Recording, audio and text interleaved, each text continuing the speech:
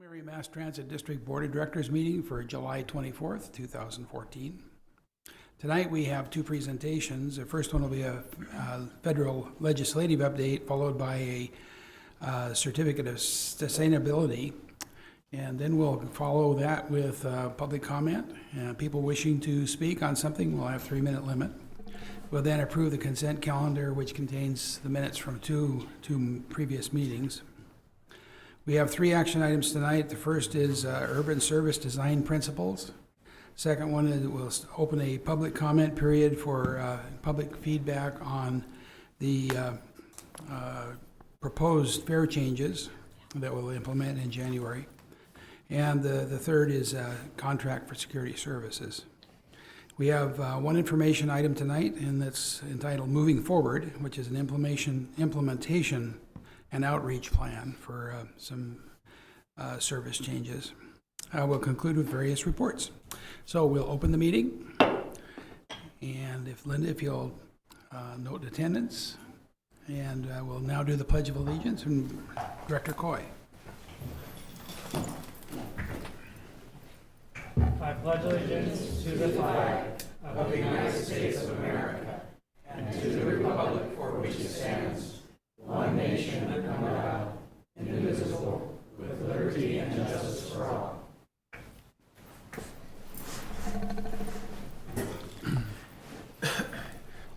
Okay, announcements or changes to the agenda. And we do have one change. We're going to move the two presentations and have our federal legislative update first and give you a chance to catch your breath after sitting on the freeway for an hour. So we'll start with that. Great. Yeah, I'd like to ask Joel Rubin from CFM, our legislative advocate from Washington, D.C., who will provide our federal legislative update. Joel? Thank you very much, Alan. Thank you to the board for giving me the opportunity to be here tonight. It's really an honor and a privilege to represent you in our nation's capital. It's also great to be here at Courthouse Square. I really love what you did with the place. It's really nice. But I'm here to talk about federal affairs and a number of our successes back in Washington, D.C. We're going to be talking about some of your policy successes, how we approach the lobbying and advocacy strategy back in Washington, D.C., and somewhat of a dysfunctional environment. Look at your 2014 agenda and talk about the transportation reauthorization bill and some of the other transportation challenges that Congress is addressing today. And then look a little bit ahead towards the election, what that means for federal policy and possibly a lame duck Congress. Feel free to ask if you have any questions during the presentation. Be happy to answer them as well. So over the last 3 years, we've had a really good record of success. It all started with Keizer Transit Center, $2.8 million livability grant. That was really the foundation of a lot of the green and renewable energy and sustainable components to Keizer Transit Center. When Senator Ron Wyden was at the groundbreaking and actually at the ribbon cutting for the grand opening, he said this is a big league project. And it absolutely is. I think everyone there on that day recognized all the hard work that went into Keizer Transit Center. And Alan and the staff and the board should be really proud of that accomplishment. But the federal delegation was there to help with the $2.8 million grant. We also received close to $600,000 for paratransit buses. So those are two of the grant opportunities that we were successful in. Then there were also legislative opportunities or legislative successes as well. If the Congress didn't provide formula fund flexibility in the MAP 21 transportation reauthorization bill, your agency would have had to cut evening service. That would have been a drastic cut for the service that you provide to many people getting to work, getting to school. And we were able to include that provision led by Senator Merkley in the Senate Environment and Public Works Committee, was able to get a provision, and he was a champion for that in there. On the House side, we were worried that the House proposal tried to de-link transit funding from the Highway Trust Fund. And we got the congressional delegation and a number of other delegations to oppose significant reductions and the de-linking of the Highway Trust Fund from transit spending. And also there was this NEPA categorical exclusion for small projects. We're trying to make government not just work better, but work smarter, work more streamlined. And the idea for the categorical exclusion came about when one of our other clients in the state of Washington, the city of Lacey, came to me and said, if we get $100,000 in federal money, we still have to go through the entire federal permitting and environmental NEPA process. It doesn't make sense when you have a small amount of federal money. You're already going through the state environmental process, and then you got to do it again at the federal level. So we came to the Congress, and actually Congresswoman Herrera Butler in Southwest Washington championed this exemption, or this exclusion provision that basically said if you receive less than $5 million in federal funds, you'll receive a categorical exclusion, and you won't have to go through the state and the federal. You can just go through the state environmental process.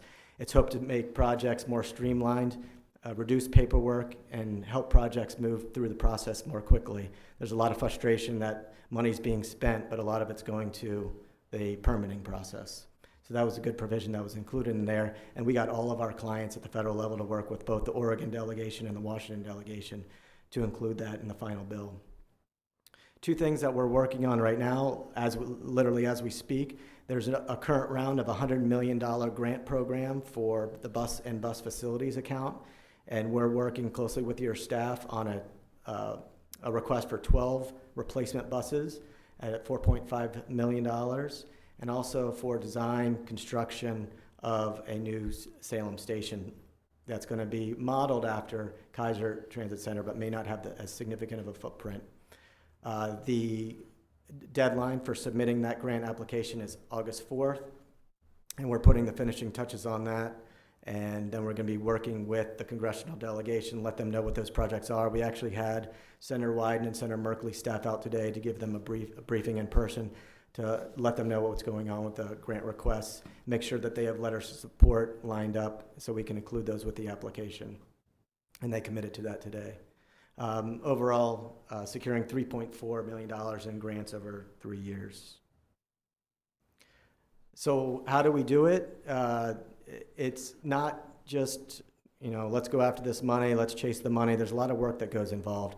I like these two pictures. They're both at Keizer Transit Center. One is the groundbreaking, and the other one is at the grand opening. CFM works with you and your team from beginning to end, and whether it's starting with the grant writing, advocating directly with the members of Congress and their staff, getting them to help us secure some FTA funds, and then everybody wants to celebrate the groundbreakings and ribbon cuttings. And we had a really good turnout for both of those events. Whether your congressional delegation, was obvious they love this project, they love what you're doing, and it's really exciting, not just for you all in your district, but the state of Oregon. I think it's a unique asset that's been, Alan went on a APTA conference and gave a speech about all of the unique and sustainable features that you all have included at Keizer Transit Center. So we start from beginning to end. We work on specific funding allocations for your grant projects, but we also work on broad programmatic funding. So we want to, for example, the bus and bus facility account, we advocate for robust funding in that program so you can access those federal dollars. Like I mentioned, we do tours and briefings for members and staff. We regularly summarize, monitor legislation that's going through the House of Representatives and the Senate that impact your operations. Have very good relationships with the congressional delegation and the responsible agencies for the Federal Transit Administration. And even at the state level, we work closely with ODOT. We're constantly tracked through looking through the congressional record, grant announcements that come out on a regular basis. We summarize them in many cases. As of the last couple days, we are helping you edit some of these grant applications. Then we advocate for them, and we follow up with the members' offices to make sure that they are keeping in touch with the federal agencies that make decisions, and just providing general budget updates and transportation updates.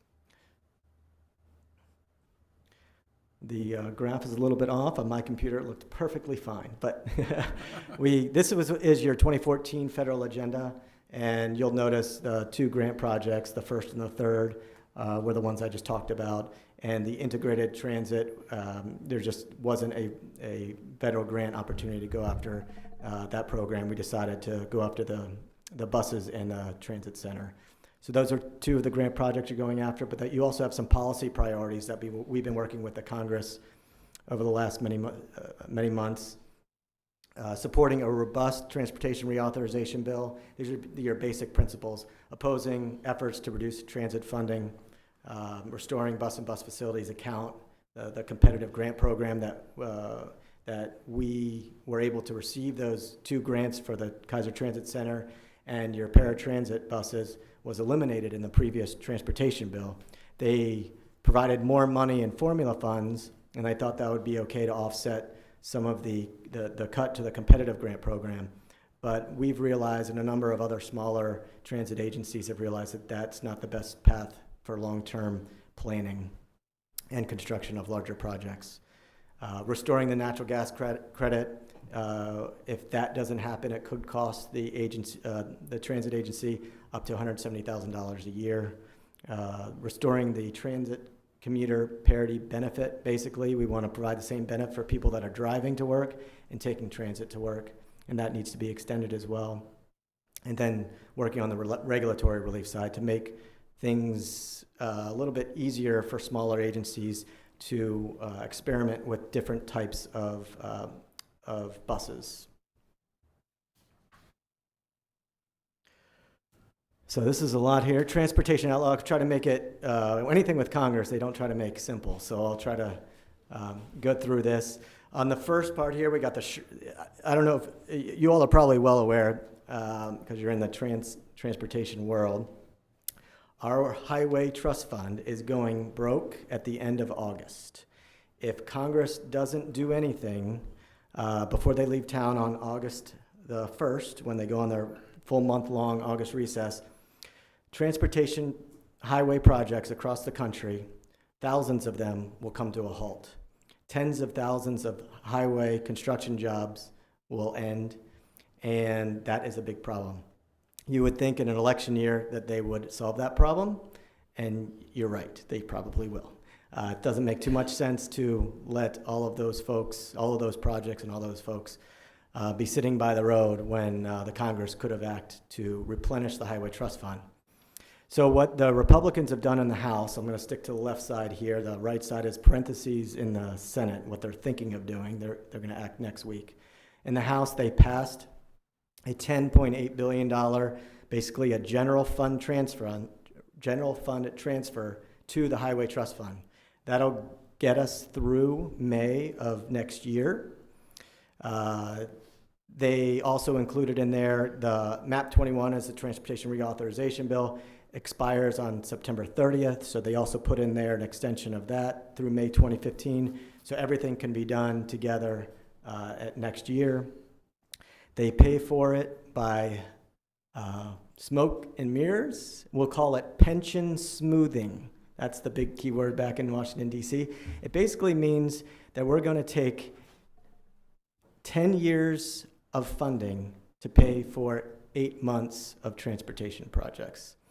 And most of that funding doesn't come until years 8, 9, and 10. It's not a real pay for, but they're very creative back in Washington, D.C. in how they do things.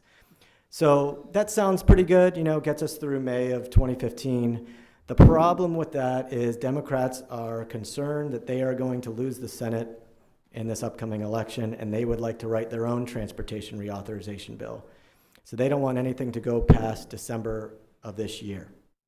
So what they are going to offer is amendments on the floor of the Senate next week to limit the general fund transfer to $8 billion, which would, and also the transportation reauthorization bill to December of 2014, which would force the Congress to act again after the November election. They'd have to come back in November, December, and address the Highway Trust Fund, address transportation reauthorization, with the hope that they do a broader, long-term transportation fix. And I'll talk about that in a second. But so that's a strategy that the Democrats have, is they're going to offer these amendments to shorten the timeline. So while it might sound bad that they want to operate and give less money to the Highway Trust Fund. Their strategy is, let's get a bigger deal done, because Congress doesn't do anything unless there is a deadline or a timeline that they need to meet. They know if we go into May 2015, the likelihood of getting a transportation reauthorization bill done in the next cycle is a little bit more difficult because you have a presidential election, politics start all over again. But I expect those amendments to fail. You need 60 votes in the Senate to do anything, and they're probably not going to get enough of Republican votes to support any of those amendments. There's 55 Democrats. They need 5 Republicans to come along with them. While there are 5 Republicans that agree with this philosophy, everything in the Senate is political, and they're going to be twisting arms to make sure Republicans don't vote to do this. It's in the party's interest not to. So we'll get through this. We'll most likely get through this temporary patch. It'll either take us through the end of November, December, or till next year. But we have 2 proposals on the table right now. The Obama administration came out in March, it was in April, with a 4-year, $302 billion bill of all bills. We really like this one, $90 billion over current levels. 22% increase to highways, bridges, roads, 70% increase to FTA and transit projects. Really strong investment in the transit program. It restores, one of the things we met with the FTA before they came out with their plan, we advocated for them to restore this competitive grant program for bus and bus facilities, and they do that. They restore the bus and bus facility program from 0 to $591 million by the end of the bill. It starts off around $550 million, and then it gets bigger over time. It increases the formula grants from today, it's $427 million, to $1.38 billion. A lot more formula funds would go directly to agencies across the country. That would be good for investment. And then they pay for it. It is a real pay for by doing one-time tax reform, which basically is, you may hear that there's $2 trillion in corporate profits that are overseas. Instead of them bring that money back here, they don't want to pay 35% corporate tax rate. We give them a one-time 5%, one-time 10% tax rate, and they bring that back onshore. But the impact to the Treasury is we get $150 billion one-time, revenue from that transaction, and that would pay for all of these transportation infrastructure improvements. So it's if you support transportation, you're going to like the Obama administration's proposal. It's very ambitious, and I think it's kind of a marker at the top, but I find it hard to believe we get to those levels. But the Senate bill, living a little bit more in the realistic world, has a 6-year bill that's basically current levels plus inflation. Their bill is just run through the Environment and Public Works Committee, so it doesn't affect transit yet. The Banking Committee hasn't written their transit component yet. It only impacts FHWA. But so it's basically funding at current levels plus inflation. They've added a couple new programs for freight mobility and projects of national significance and funded them. That those 2 programs don't exist in this way right now. And like I said, there's no transit provisions in the current legislation because the Banking Committee needs to act. And the Environment and Public Works Committee has the luxury of not having to find a way to pay for it because that's in the Finance Committee. So they just put a bill out there and said it's up to the Finance Committee to pay for it. So that's the lay of the land in terms of the administration, the Senate, both putting out proposals on transportation for the long term. These things are, if the Highway Trust Fund is only extended through December, these are the types of things that would be on the table, or they would be on the table in May if it gets extended a little bit later. The House at this point in time hasn't put forward a transportation proposal, but they keep saying they will, but they haven't done it yet. Yeah, again, sorry for the indentations. It looked a little better on mine. But I just want to take a step back and kind of the world we're operating in terms of the federal budget picture. The climate is getting better. Obviously, we still have huge annual deficits, but if you start in the year 2000 on the far left of the screen, you have budget surplus, the good old days. And then we get to 2009, where we have a $1.4 trillion annual budget deficit. Not so good. We've been over $1 trillion for the past few years. Just last year, we broke the $1 trillion threshold, and our budget deficit was a little over $600 billion. This year, we're continuing the pace downwards. We're on pace for a little bit less than $500 billion in our annual deficit. How did this happen? The sequestration and tax increases. Again, I apologize I'll try to get through here with trying to understand what's going on. So basically, the amount of money that came into the government went up from 2.4 trillion to 2.7 trillion. In terms of percentage of GDP, and if I'm losing here with all these numbers, I apologize, but it just shows you that we're making more money. So as a percentage of GDP, 20.8% in terms of revenue that's generated to the federal government. Our historical average since World War II is about 20.1%. It's a little hard to follow, so I might go to the next slide here. But the change is we've increased revenues by $325 billion, and we've cut spending by $84 billion. So that's led to these improved budget scenarios.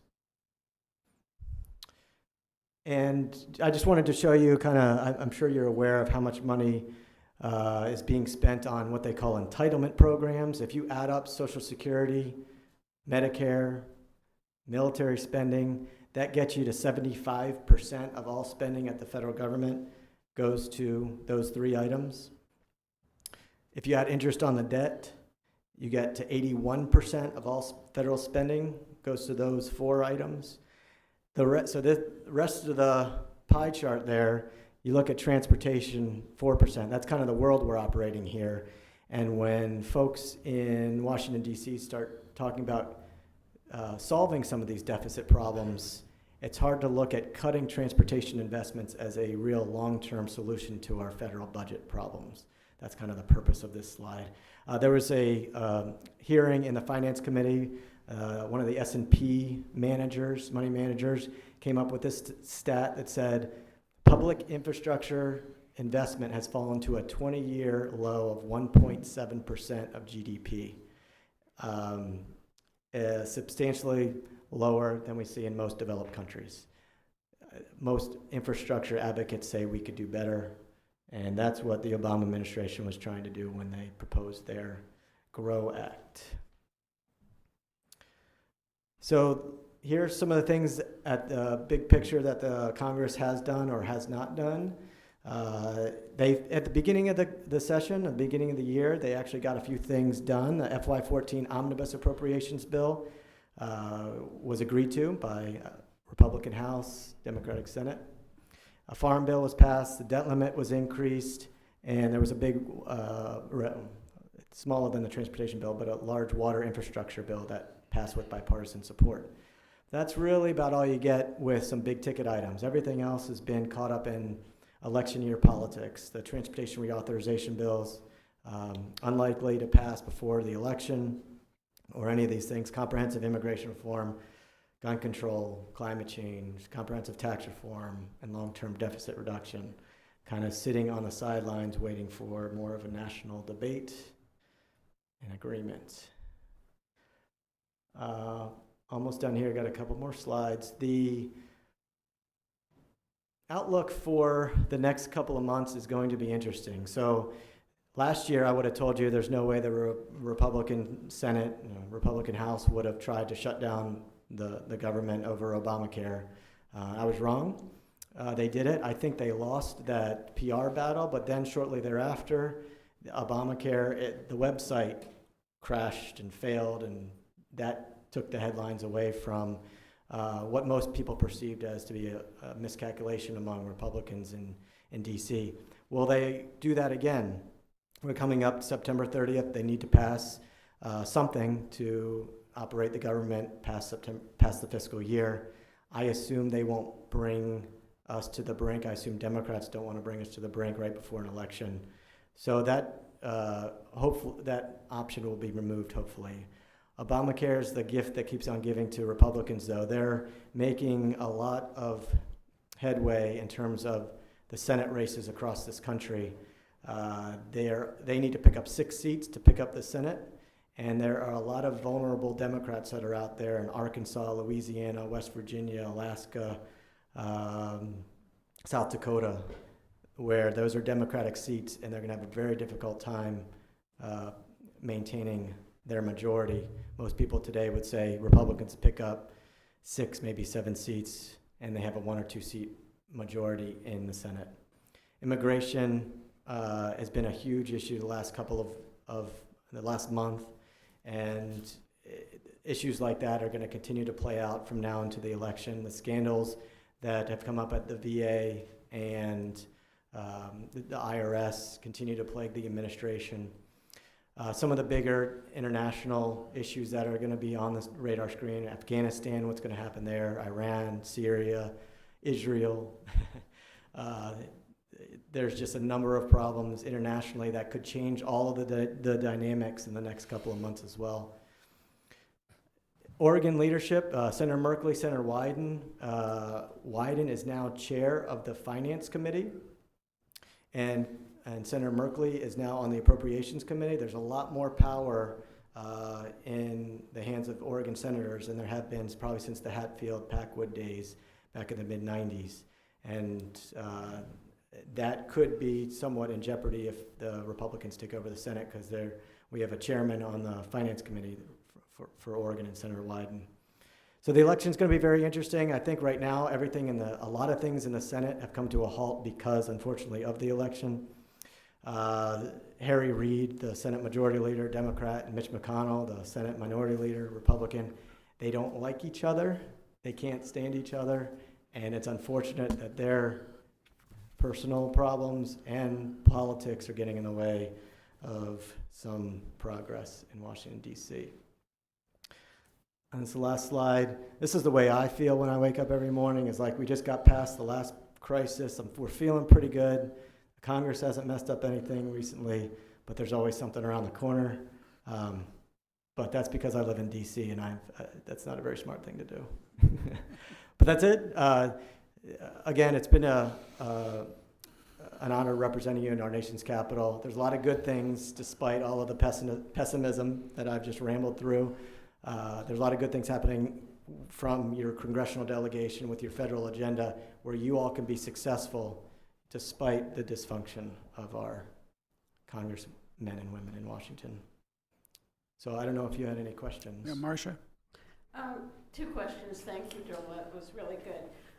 When you go back to the slide when it's talking about the deficit, does that include the wars in Iraq and Afghanistan, or is that off budget? That is off budget. So that doesn't include those wars? That is correct.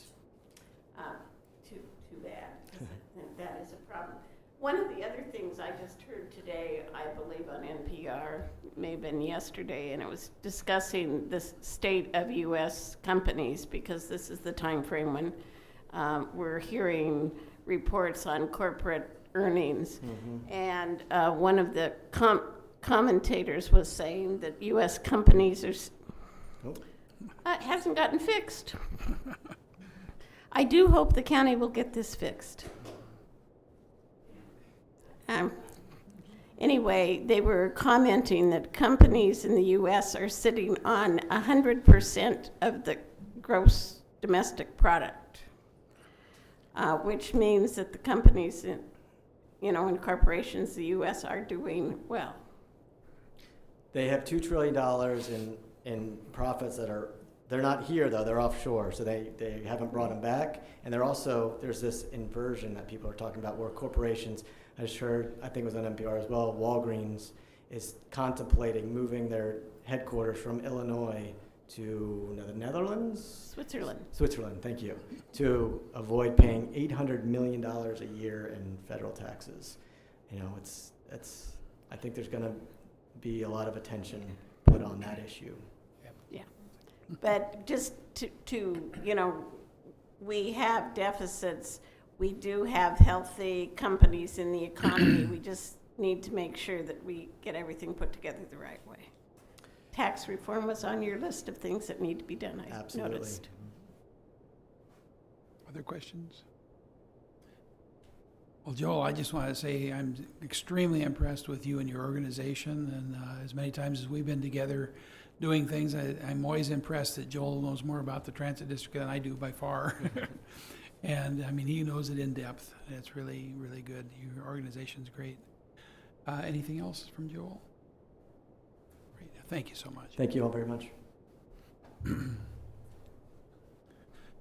Okay, now we have a presentation. Great, thank you. I'll ask Greg Thompson, our maintenance manager, to make an opening statement. Thank you, Board. Thank you, President Thompson.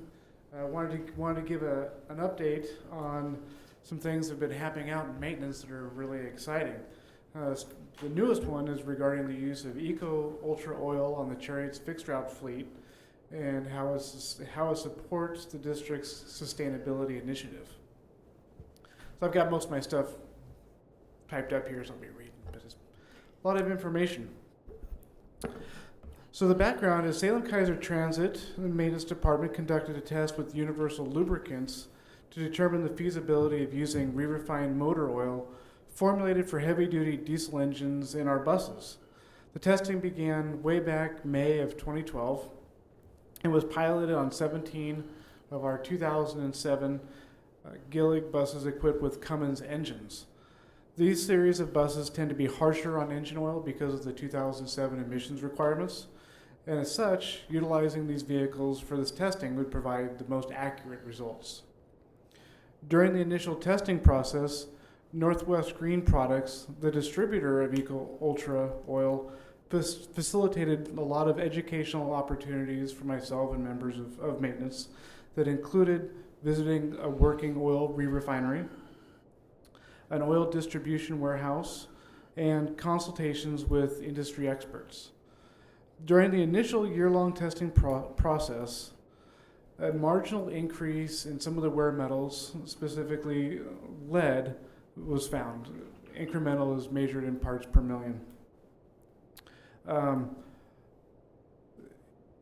The tolerances are measured how Cummins performs their testing, but they were still within allowable tolerances. We couldn't determine what impact that would have on the internal components of the engine over the life of the bus. And at that point in time, it was decided to conclude the testing of the Eco Ultra Oil. While in the middle of the original test program, Universal Lubricants released the Eco Ultra Premium. The newest oil has an additional additive package that promised to provide increased wear metal protection. Testing commenced using Eco Ultra Premium in May of 2013, so after a year, and the results indeed reflected a lower parts per million of wear metals, especially in lead. Using re-refined oil aligns with several of Salem Keizer Transit's strategic goals. The most obvious is improving and promoting environmental sustainability. Due to the indefinite life cycle of re-refining used oil, substantial benefits are achieved with respect to environmental impact, reduced energy required for manufacturing the lubricant, and conservation of a non-renewable petroleum resource. Using Eco Ultra Premium also helps to ensure organizational viability. Currently, the district uses approximately 2,413 gallons of 15W40 oil in the diesel fleet. Eco Ultra Premium is priced about 31 cents per gallon less, which equates to a yearly savings of about $750. Additionally, changing our laboratories for where we do our oil sampling testing will be about a $2,250 annual savings. At this point, I would like to introduce John Horchman, the Vice President of Operations at Christensen Oil, and Tim Parker, the owner of Northwest Green Products. And they have a presentation that kind of outlines the benefits of using re-refined oil from a global standpoint.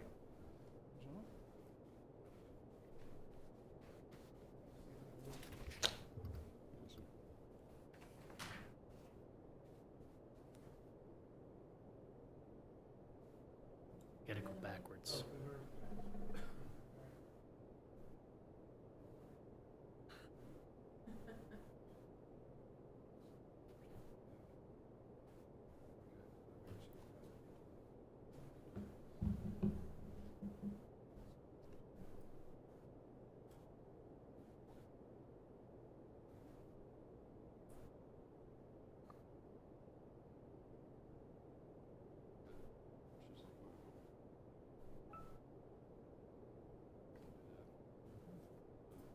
Okay, thanks, John. Members of the board, sometimes I have to pinch myself. We're here, we made it to the mountaintop, if you will. You should be extremely proud of Greg and his team, Gene Billmeyer and John Horsch. They tested us and took us to the limit. Right back to Wichita, Kansas, where they manufacture Eco Ultra oil, to include Sonny Mays, who's the heavy, high horsepower diesel specialist back there, and Mike Wyant in the laboratory back there. So I stand before you representing 400 plus employees of Universal Lubricants, the brand of Eco Ultra, certainly John and I, John with Christensen Oil, myself as Northwest Green Products. Again, we're ecstatic to be here before you, and look forward to be your supplier for Eco Ultra moving forward. We just wanted to share a couple of slides regarding re-refined oil and what it means to be a part of that family, and you're certainly a part of that now. So, John, I'm just going to cruise through a few of these. Improving sustainability, utilizing re-refined motor oil. Currently, the nation produces about 1.3 billion gallons of used oil annually. The U.S. EPA states that re-refining the used oil would save about 1.3 to 2.5 million gallons of oil per day. What feels great about Eco Ultra? My car works great on Eco Ultra oil, and I'll be able to share with you, all the OEMs recognize re-refined oil, just like virgin crude oil, and running it in the cars, and trucks, and buses, and high horsepower, anything running up and down the road, as long as it has an API, American Petroleum Institute certification, and we'll be able to share that with you. The other reason my car works great is it feels awesome running a made in the USA, sourced in the USA product, and there's not too many we can say about in our cars that run up and down the road that are actually made, sourced, and made here in the USA. So Eco Ultra feels great running in my personal vehicle as well. As Greg kind of shared with you, re-refining oil takes about 89% less energy in re-refining that versus crude stocks. Re-refining oil produces up to 65% less environmental impact and emissions. And by the numbers, we're going to be saving about 4,800 drums of imported domestic sourced crude oils in just your diesel fleet alone. And moving forward, we're looking forward to working with Greg and his team and looking at your CNG fleets as well, perhaps in a pilot this summer. And we're going to be able to share with you a quick 2-minute video here, but we'll illustrate this. But used oil itself is merely a receiving agent for what does protect the engine. And that is the additive package. And Greg kind of alluded to that. Our first run was good, and it looked to be more or less equivalent to the oil you were running currently as a virgin crude product. But clearly the other additive package, once it came into our premium, that just made the world of difference, and it was quite evident that this is a direction Chariot wanted to go, Greg, that is. And the oil never wears out. It's the additive package that gets old. So the oil itself can be re-refined over and over and over and collected over and over and over. It's the additive package that is rejuvenated in that product. So quickly, I'll just mention, won't re-refined oil void my warranty? I can assure you it does not. Ford, GM, Chrysler, Mercedes-Benz, Cummins, Detroit Diesel, they all recognize re-refined oil as an appropriate feedstock, lubricating oil in that equipment as long as it meets the API, American Petroleum Institute, ILSAC, International Lube. Yeah. Association. And as long as it can do that and meet those specs, it's an approved oil in your engine as well. What kind of products? Certainly CNG, regular gas vehicle engines, including diesel, universal tractor fluids, hydraulics, automatic transmission fluids, all available through re-refined sources. And John, if you can mention the grass seed, is there 1 million acres? Just shy of 1 million acres. I'm from down the lower Willamette Valley, and we have multiple combines now in test modes with all the re-refined products. We have 7 of the major grass seed farmers in the lower Willamette Valley using these products now, and it's come a long ways for their combines, and it's performed extremely well in all of the combines. 2 major trash garbage collectors in Salem currently now have completely transitioned their fleet to Eco Ultra. I can also tell you that a distribution company and a dairy here has as well. There's a number of automotive shops in town that have gone to Eco Ultra, so you're in good company in making this decision. And with that, I think you'll find this to be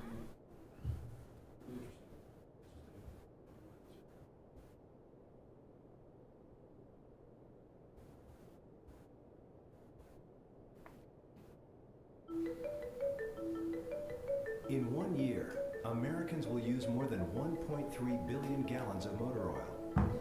With that oil, you could fill enough tanker trucks to park end to end from San Diego to Jacksonville. That's coast to coast. Only 10% of that used oil is reclaimed and then re-refined. That'd get you just past Yuma, Arizona. So what could happen to that other 90%? Take the oil from a single oil change. If it's disposed of improperly, it could contaminate 1 million gallons of water. That's the water needed by 50 people for an entire year. The problem multiplies. Over 350 million gallons of oil are improperly disposed of each year. The thing is, oil doesn't wear out. It doesn't go bad. It just gets dirty. Our re-refining process makes it as good or better than virgin oil. That's where we come in. We collect used oil from places like this, and this, and this. Then we re-refine the used oil. The re-refining process removes impurities and depleted additives.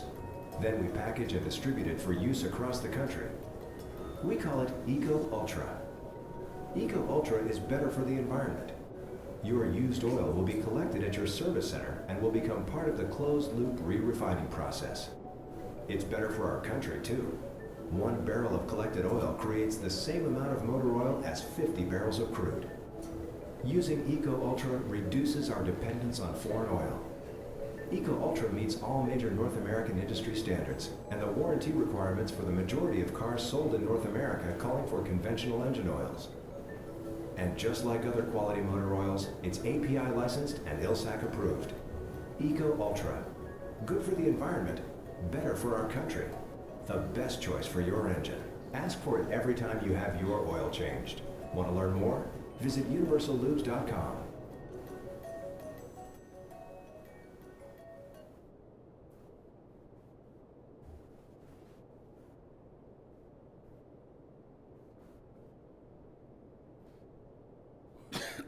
a good description of what we've been going through the last couple of years, why this is a terrific product to meet one of the key elements, mission of Chariot, which is Chariot's Transit, which is the sustainability part, and we're very pleased to be a part of that. Very excited to move forward. We're excited to move forward with the CNG project, and potentially, I think, moving forward from that, maybe even the regular fuel vehicles as well, and moving forward with that. So, Greg, thank you so much. Members of the board, it's great to be here. We climbed the top. We are here, and we were able to commemorate that as well with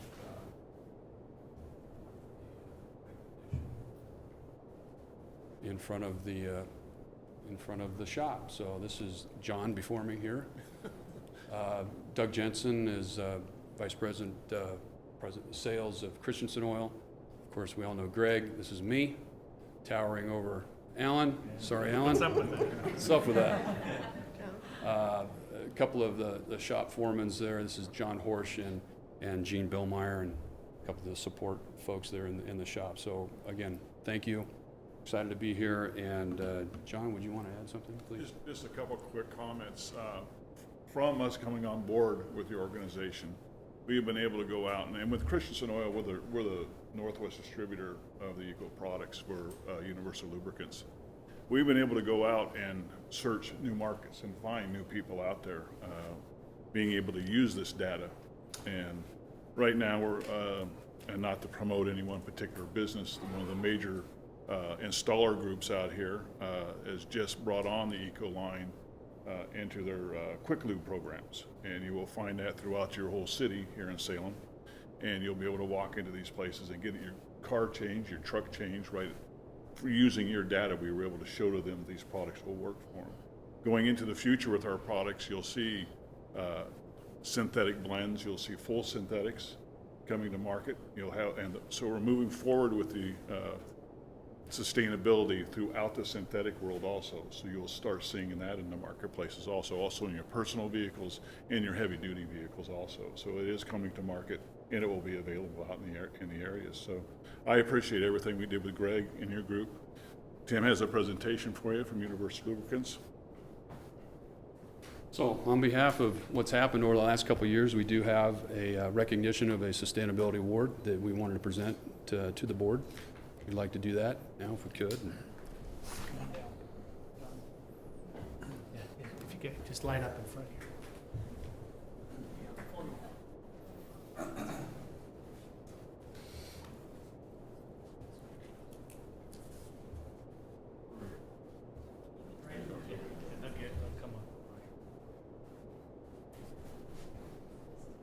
This is the only time I get to be in the front. I'm usually always hidden in the back. John, no, you're fine.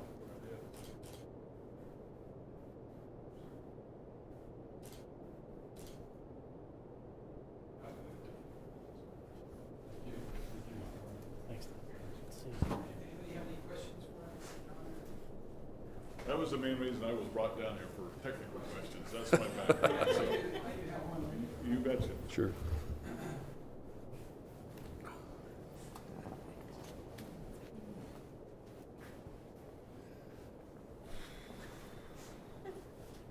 I may have missed it in Greg's presentation, but how long was the test? It's just about 2 years from start 2 to years? this point. Yeah, the test was started for the first one in May of 2012, and we just concluded, so just hair over 2 years. And you know, it was tough going. You know, we getting the fleet transferred over and making sure that's all they got, and a lot of educational process on how to read oil samples, because we do oil samples on every oil change, looking at all the wear metals, the viscosities, and really an educational experience for everybody in the shop, and learning about what oil does to make an educated decision over that course of 2 years. Other questions? Brad? I'm just curious, the comparative cost, just for my education, of this oil versus other types of oils? Well, it's a great question. The exciting part when I said, hey, this is a green product, is actually protecting our engines better than the oil we had been using, which is formulated for what we're doing. And being green, usually you go, well, if you want to be environmentally friendly, you're going to have to pay a little bit more. That's usually what you come across. But when we ran the numbers, they were 31 cents a gallon less than what we were currently paying. And they've had, on this product, a lot less cost increases as compared to other oils, because their stock supply is pretty set. So it's not as foreign dependent. So 31 cents a gallon, you know, that's a win as well. Other questions? Great. Well, thank you very much. Thank you. Oh, yes, just a minute. Alan has a I'd just comment. like to make a quick comment. I just want to share with the board, you think back a few years ago, we went through a strategic planning process and we established 6 strategic pillars, and one of them is to promote and maintain environmental sustainability. This is a great example of an employee-driven project based on that plan that you created on how do we live our pillars and creating this project. And I'd like to thank Greg and Jean and John from the shop for really taking the initiative and making this happen, because if it wasn't for them, we may not be here right now. So great job living our strategic plan. Thank you. Tim, John, thank you. Okay, it's time for the consent calendar. Do I have a motion? I move we adopt the consent calendar. Second. Moved and seconded. Any discussion?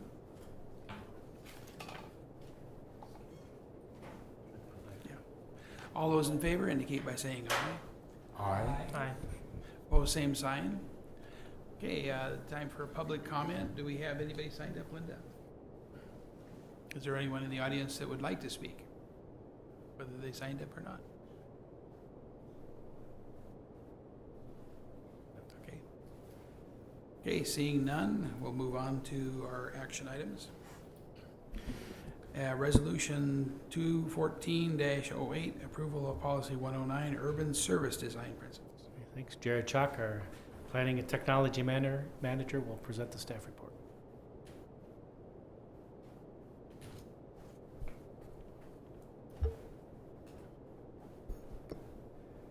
I wish these were my numbers up here.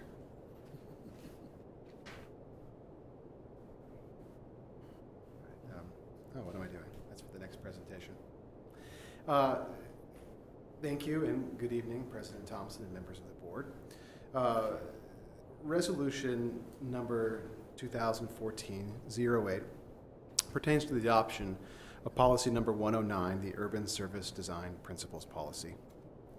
As background, this policy codifies elements of the comprehensive system analysis. As you know, this analysis was adopted by the board on June 26, 2014.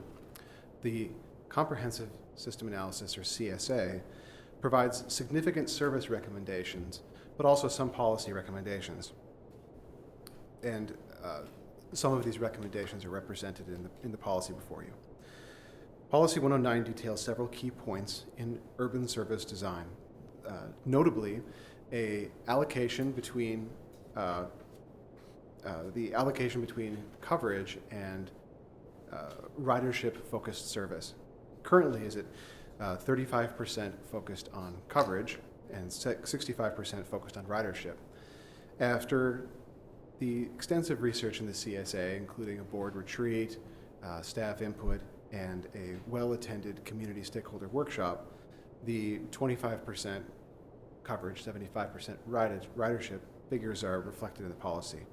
Additionally, the policy pertains to reporting characteristics such as simply defining what a service day is, guiding towards frequency consistency, and providing levels of frequency levels of service, and targets such as 15-minute service having a proposed target of 25 boardings per hour, 20 boardings per hour at 30 minutes frequency, and 10 boardings per hour for 60-minute frequency, and 20 boardings per hour for a tripper/commuter type service. Finally, this policy also lists some reporting standards and benchmarks, such as pertaining to productivity, meaning boardings per hour, on-time performance, etc. This policy was recently reviewed at the July 14th work session, and staff does recommend that the board adopt Resolution 2014-08, thus adopting Policy 109, Urban Service Design Principles, providing guiding principles for urban service design, measurements, and targets. And I'd be happy to answer any questions. Questions? And do we have a motion? We have a motion. I move that the board adopt resolution 2014-8, thus adopting the urban service design principles of policy 109. Is there a second? I'll second it. Moved and seconded. Marcia? So this is discussing sort of the balance between service that would be considered coverage and service that would be considered higher frequency, more Road activity. aligned with arterial streets, correct? Yes, that's correct. Details that allocation. That sort of lets people know what we're voting on that we discussed in the meeting, rather than just, this is what it does and this is why it does it. It sort of tells what we're doing. So we're adopting a policy that says that we're going to try to go about 75% frequency and 25% coverage mix. Yes. Other questions or comments? Okay, all those in favor of the motion indicate by saying aye. Aye. Pose same sign. Thank you. Thanks, Jared. Thank you. Next one is opening a public comment period. Okay, yeah, Ted Stonecliffe, our long-range planning analyst, will present the staff report. Good evening, President Thompson and members of the board. Today we bring forward to you a proposal to open public comment period for our proposed fare changes. As you know, by ordinance, Salem Area Mass Transit District may impose and collect fares from those individuals who are served by or use any public transportation service provided by the district. Fare categories and rates must be established by ordinance pursuant to Oregon statute. Fares are determined by the Salem Keizer Transit Board of Directors. The Board of Directors has established a procedure set forth in policy number 108 as shown in attachment A of this memo. Attachment A shows the policy for opening a public participation process for fare increases and our transit service reductions. Under that procedure, the Board of Directors will conduct a public participation process prior to adoption of a fare increase or major service reduction. A first reading of the proposed fare ordinance will occur at the September 25th board meeting pursuant to Oregon statute. The public comment period will close with a second reading of the proposed fare ordinance at the October 23rd, 2014 board meeting. The new fare ordinance is proposed to go into effect on January 5, 2015. It has been approximately 4 years since we've had a fare increase. Back in 2010, July of 2010, our adult single trip fare went from $1.25 to $1.50. And a little bit of the history of fare increases can be found in your memo. As previously discussed with the board at the May 12th and June 9th work sessions, staff recommends that the board consider increasing fares. Fares have not been increased since September. They went into effect of September of 2010. The reasons for increasing fares could be summarized by the following. First, allowing chariots to keep the same number of revenue hours in service for the next few years and support the changes anticipated with comprehensive system analysis, as was accepted by the board at last month's board meeting. Keeping up with current inflation, showing financial stewardship to the community, and increasing our fare box recovery ratio to be more in line with other Pacific Northwest peer transit agencies. Currently, we have about a 13% fare box recovery ratio, where other peer agencies achieve 17% on average. At this time, I'd like to go through, just highlight some of the proposed fares in attachment B. Our proposal for the adult cash fare would go from $1.50 to $1.60. The youth fare and reduced fares would both go from 75 cents to 80 cents. Our Cherry Lift fare would go from $3 to $3.20. And our Red Line is segregated into two segments. We have a dial-a-ride segment of Red Line service and a shopper shuttle. Currently, that Red Line fare is the same at $1 for each one of these services. And we're proposing to increase the dial-a-ride Red Line service to the same as Cherry Lift, $3.20. And the shopper shuttle would increase from $1 to $1.25. Carts fares would also increase from $2 to $2.25, and the 1X and 2X would go from $3 to $3.50. Moving on to our day passes, the adult day pass would stay the same, $3.25. As with the reduced and youth day passes at $1.50. We're introducing a new incremental adult day pass, which would be at a price per day, and it would be on an electronic fare card, where you may be able to purchase up to 14 days on a single card. That would be the same as the same price as just paying cash, but what it would be, the advantage to it would be that you would have a single card in your wallet instead of having to pay cash. Plus, it would give us more information of where those people are traveling. We'd be able to track transfers from bus to bus with the data. Likewise, we would be instituting a new 10-trip adult pass, also a reduced and youth pass, which is the same cost as 10 cash fares.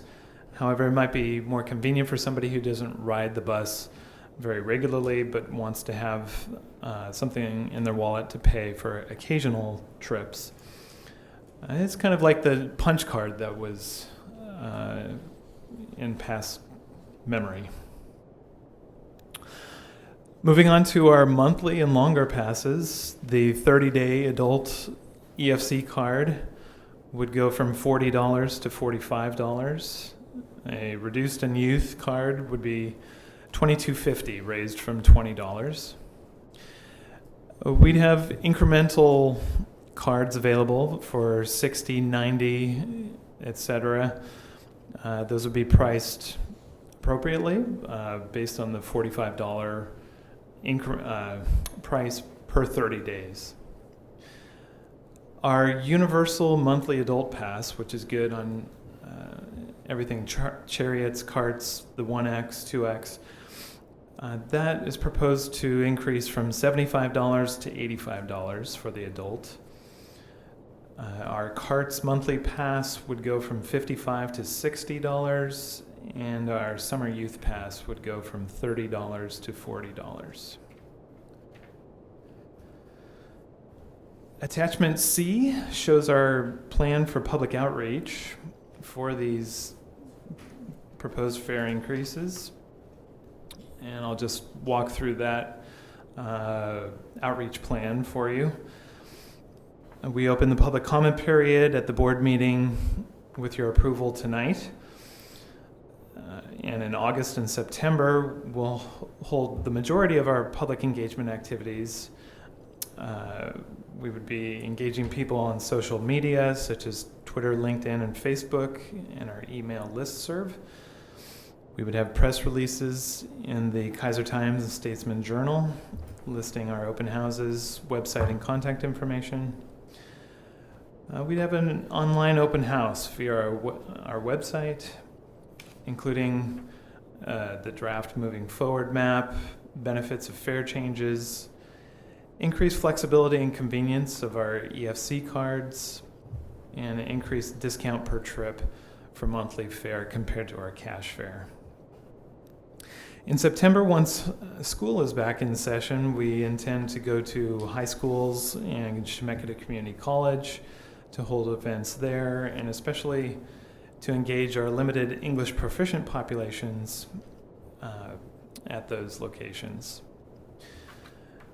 We would speak with Latino business groups in August, and we would also produce Take One flyers for all of our chariots, carts, Cherry Lift, and Red Line buses with information about those online and open houses at various locations.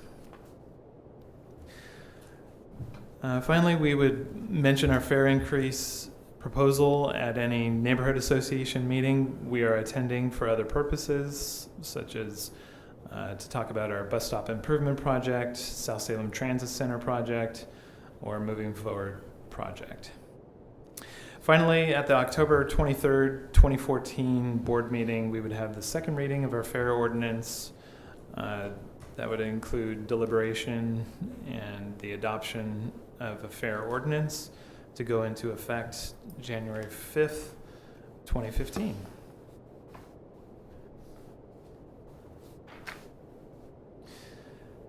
Attachment D shows our public notice that has been published in the Statesman Journal. It was published on June 24th, 2014, 30 days ago. And at this point, staff would like to recommend that the board open the public comment period for the proposed fares as shown in attachment B of our memo. And I can answer any questions at this time. Brad? I have a few questions. I think the meeting that my wife was giving birth was one that I missed a few of the details, so there are probably things here to talk to the board about, but just so that I'm clear, the incremental adult day pass and youth pass on attachment B, are those back-to-back days that they have to be? No, this would be charged onto a single card that you would be able to use until you've used those 10 trips. Okay, so if every other day it would last you basically, can you choose the increment? So if you chose an increment of 10 days. So there isn't a specific time period that the card is good. It just has those trips loaded on the card. Okay. So every time you swipe, that's one trip taken off the card. Until you swipe 10 times, take 10 trips, it could be 6 months that you have that same card if that is how long it takes for you to use it. Okay, that makes sense. And during the day, if it's the same day, then it doesn't take anything off. It just recognizes that you already swiped it that day. And Yes, one other thing that we are looking into is for this incremental day pass, or I'm sorry, the 10 trip adult pass, the possibility of if you take 2 trips in a single 24-hour period, that would turn into a day pass, and therefore you'd be able to take unlimited number of trips for 2 swipes instead of potentially 4 or 5 swipes. So we're looking into how we can do that with our EFC system. And I know that previously when there was a punch card, there was like the 11th day was free. Is that intended as well or not? That could be something that we work into it. We would have to talk to our technology services. I'm just curious. I just Yeah. just was curious. It wasn't so much a suggestion or encouragement to do it. It was just more just trying to make sure that I am aware if somebody asks. At this point, it's full fare for the 10 days. There's no bulk discount, I guess. And I think the last question is the 1X fare increase. Does that need to be coordinated with Smart, who runs also that same route, and we switch on and off with them, correct? Yes, that's correct. In fact, we've already met with their general manager and had some discussion on this matter, so they're fully aware of our proposal. And would they be increasing their fare as well? Is it? Yes, generally, if the fare is increased, both agencies have to agree on that fare. Any other questions? Marcia. Just a couple thanks, Ted. When you were talking about being able to track people when they make, like a connection, when they use their card for a connection, this means that you can track the connection. It doesn't mean that you can track the person, correct? Correct. We only track the card, the serial number of the card. We do not know who owns that card. Once you purchase it, it is anonymous. And we're just, for our own planning purposes, we're able to see where the movement is, and we can plan service accordingly. But we're not interested in tracking people. Just wanted to clarify that for the public who sometimes wonders. And the EFC means electronic fare card? Correct. Okay, we try to say things out so that people in the hinterland know.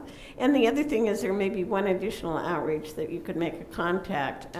There's a neighborhood board chairs or board presidents, whatever it is, meeting, I believe it's once a month, and it might be a good place to send somebody or at least alert them, because then sometimes more of the neighborhood associations know what's happening.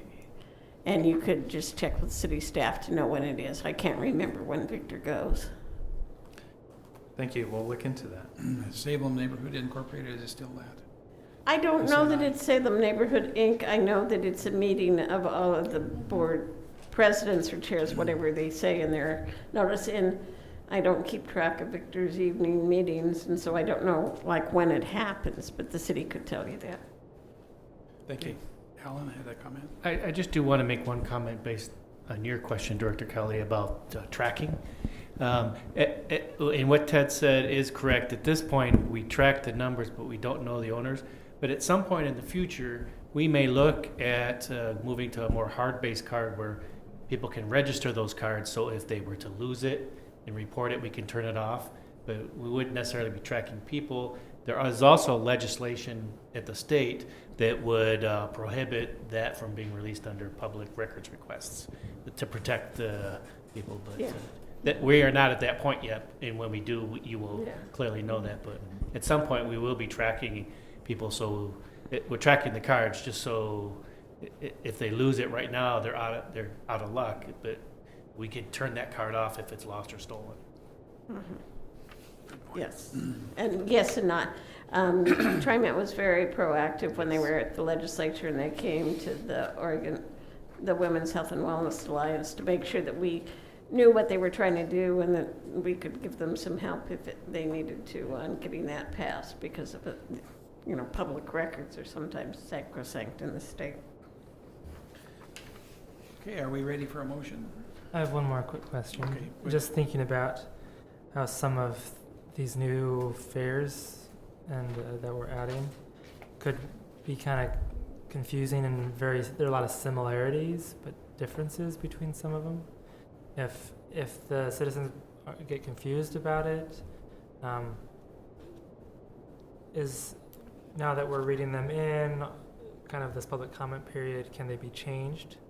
Or is this more, how does that work as far as if through the public comment we realize that some things need to be refined?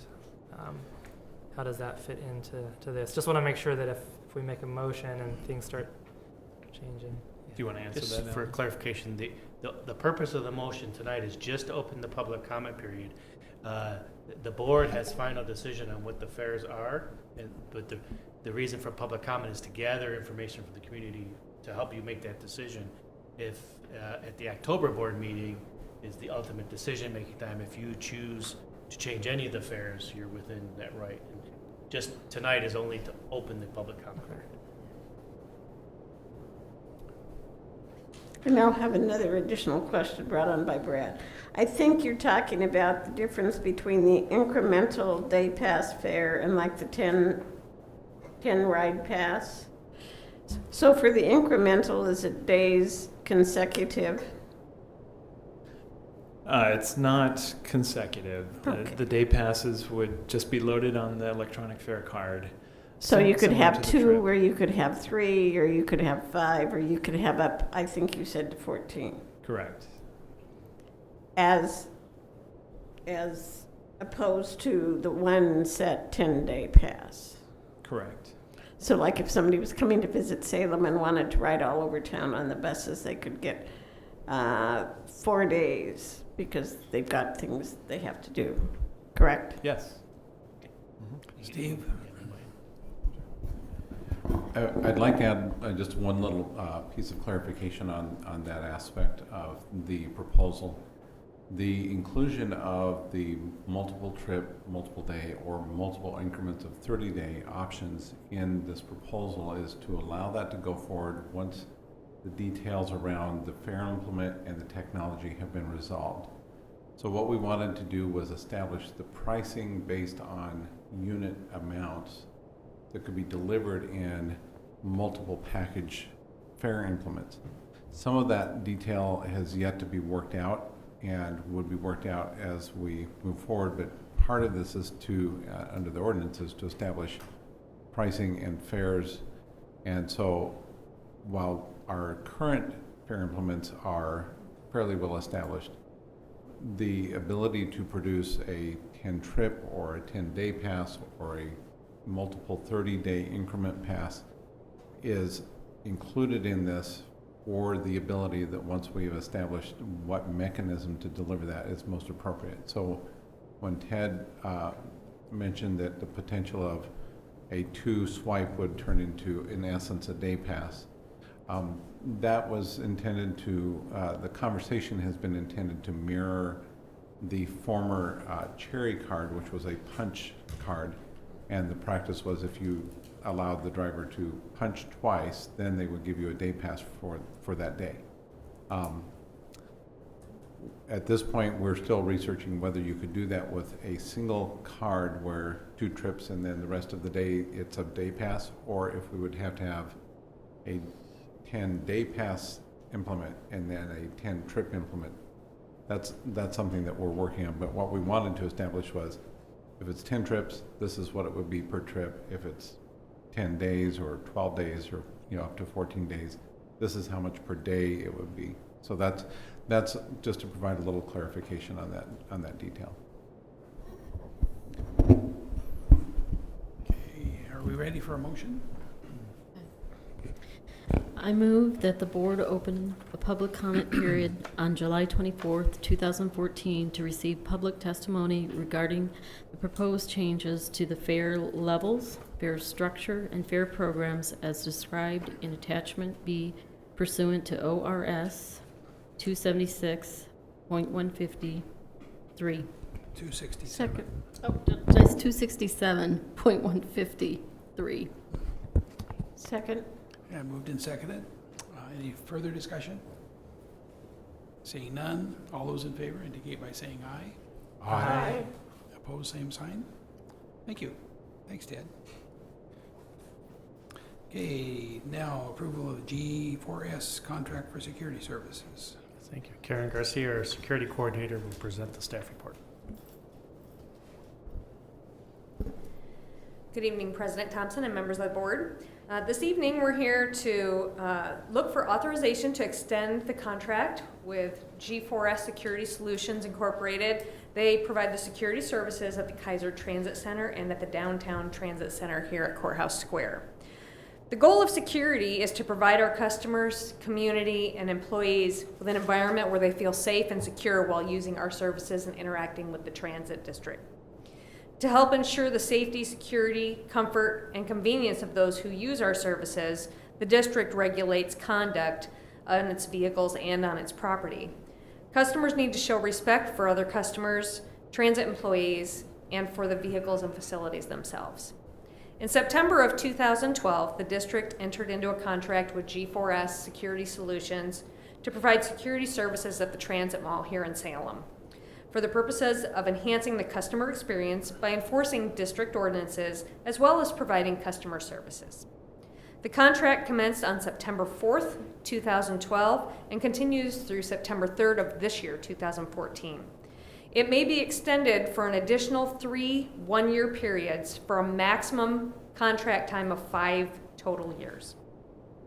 During the past 2 years, the security staff from G4S have consistently provided outstanding service to our customers' employees. Over the past year alone, the G4S security staff have made over 5,000 positive customer contacts. Those positive customer contacts include giving routing information, providing directions, helping people with transfers, things of that nature, general services to the customers of the district. In May of 2013, the district amended the contract to add 2 additional officers to support the Keizer Transit Center. The G4S staff provide continuous coverage at the Keizer facility, often acting as the only district representative on the property there. Their presence was instrumental in orienting our customers to the functionality of this new transit center, and they also provide ongoing support to the transit operators who come in and out of the transit center throughout their day. The effectiveness and efficiency of the services being provided prompted the district to amend the contract once again and add an additional full-time officer starting July 1st of this year. The addition of that position was to improve flexibility of assigning officers and also give us a security presence on board district vehicles. There's a strong and effective partnership between the district personnel, G4S security staff, and the Salem police officers that serve us. A proactive collaboration has developed, and it ensures that we meet all the district security needs together as a team. During the June 2014 board meeting, the contract with Salem Police Department's downtown enforcement team was approved for the next fiscal year. And it's just important tonight and is vital to maintaining security at the transit district centers and our vehicles to look at the G4S contract. For a 2-year period beginning September of 2012 through 2014, the district experienced the following increases in security staff. At the beginning of the contract in September of 2012, we had 1 security supervisor and 1 security officer at the rates of pay listed in the first chart in your memo. In May of 2013, again at the opening of the Keizer Transit Center, we added 2 security officers at that same security officer rate of pay. And then this month, July 1st of 2014, we added an additional security officer to help us expand our security services to include the buses. An increase of 3% is proposed for the cost of services beginning September of 2014 through September of 2015, as well as an additional 2.8% increase for the year of September 2015 through September 2016. The cost increases for each of those contract years are shown in the second chart on the memo. The G4S Security Solutions, Incorporated ensured the district that a portion of these increases would actually go towards pay increases for the staff that we have right here at our transit centers, which is good for us. We'd like to keep them on board for longevity and familiarization with our service and with our customers. Together, the transit personnel, security officers from G4S, and Salem police officers will continue to ensure safety, security, comfort, and convenience for those who use the district services. The total contract cost is in the last table in the memo. So you'll see in the year 2014 to 2015, there would be a total G4S commitment to just under $226,000. And during the contract year, September 2015 to 2016, it would be just under $232,000. So the grand total for the 2 years, from September 2014 through September 2016, is $457,558.40. Staff recommends that the board authorize an extension of the contract with G4S Security Services Incorporated for 2 years, beginning September 4th, 2015 2014 through September 3rd of 2016 for security services at the hourly rates listed above. Are there any questions? Clarify that the 457,000 is the maximum amount we will pay unless there's some.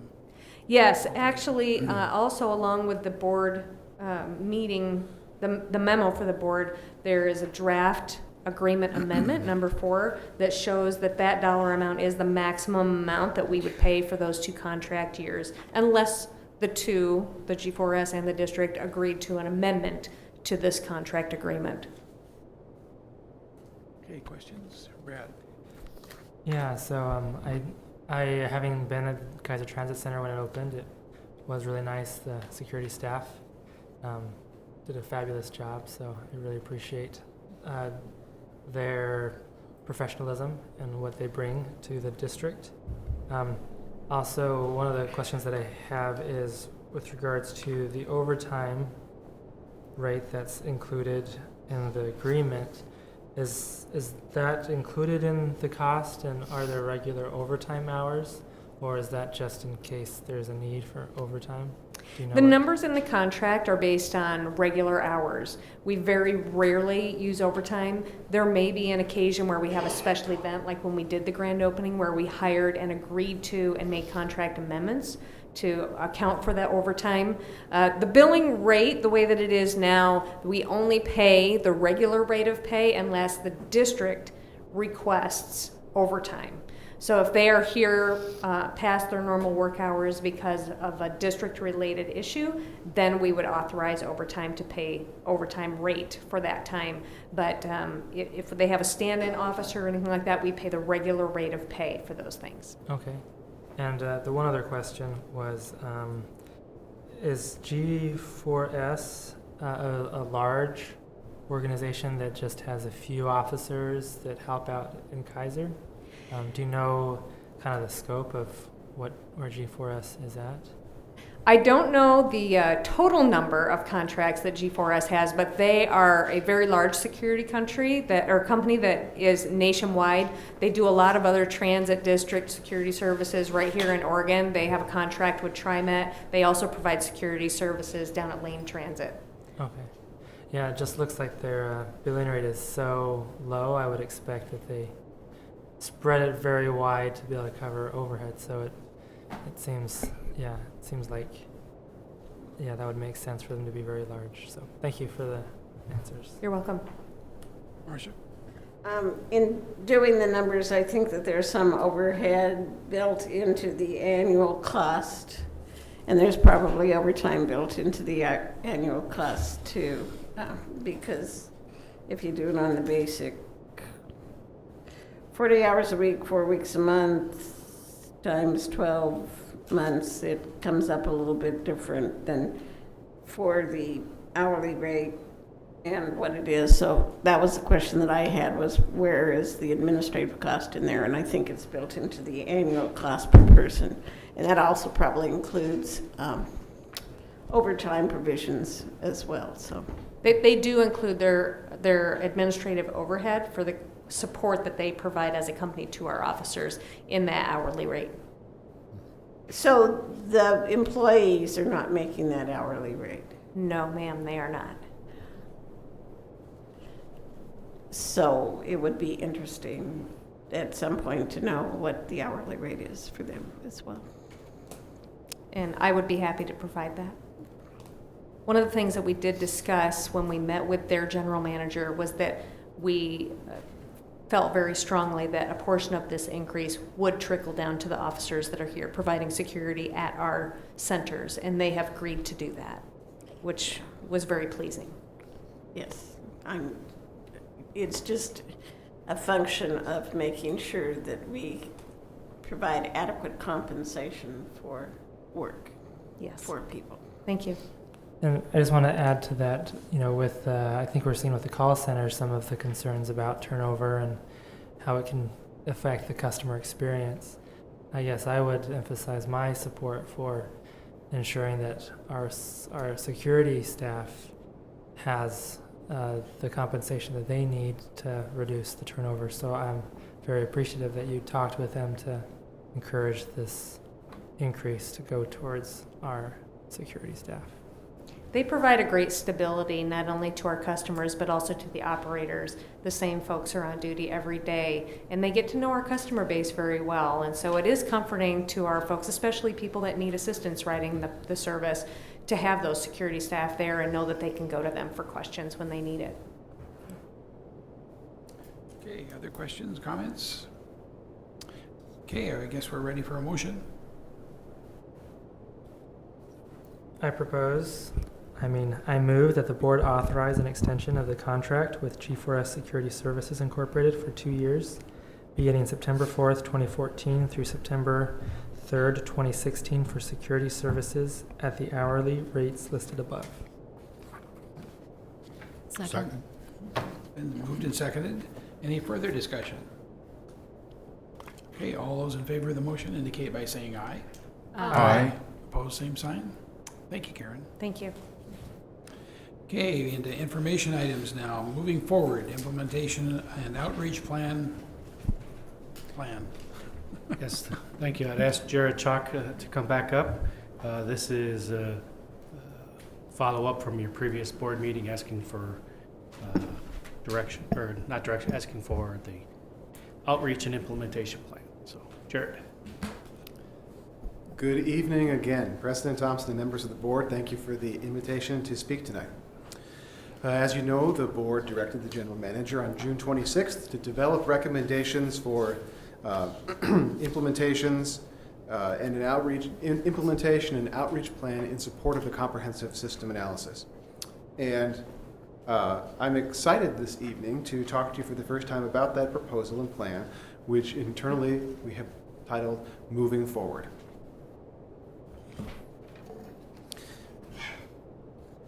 This slide contains a great deal of text, which I will not read to you at this point, but I've included it so that you can read it. Our internal project team has a project scope, which is listed here, which describes what we're trying to do in this project.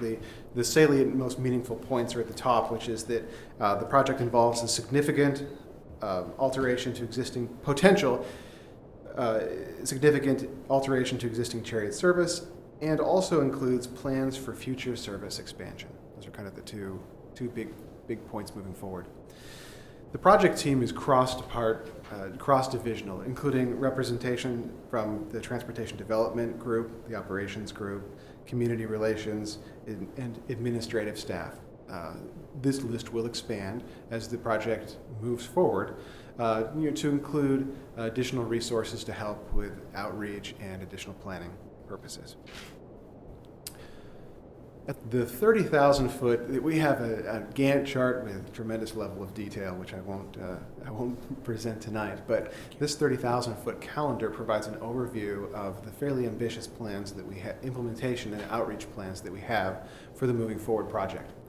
Includes outreach starting presently and continuing through the summer, ending in September, where we'll present a finalized concept of what service design proposal to move forward with.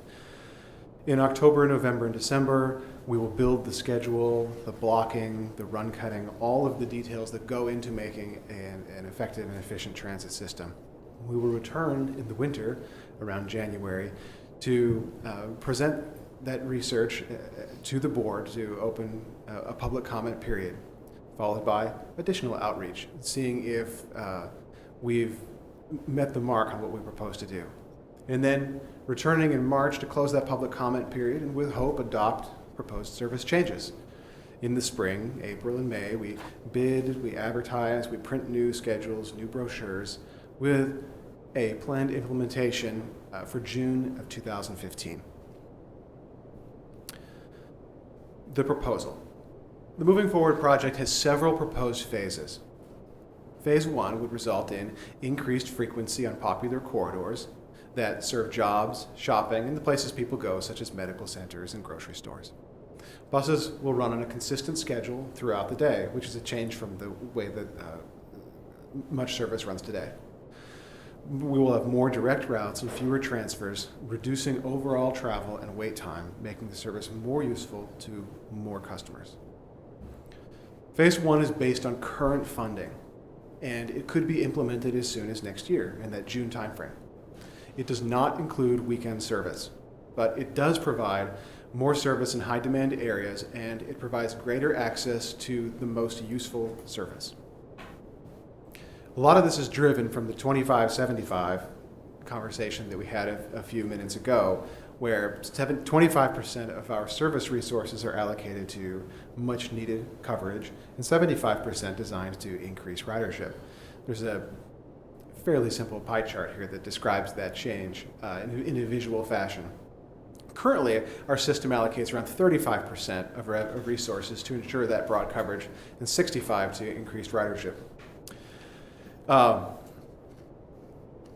As I mentioned before, the 75-25 allocation isn't arbitrary. Those numbers were derived through a board retreat, staff feedback, and through a well-attended community stakeholder workshop. That target of 25-75 was just codified in the recently adopted policy number 109.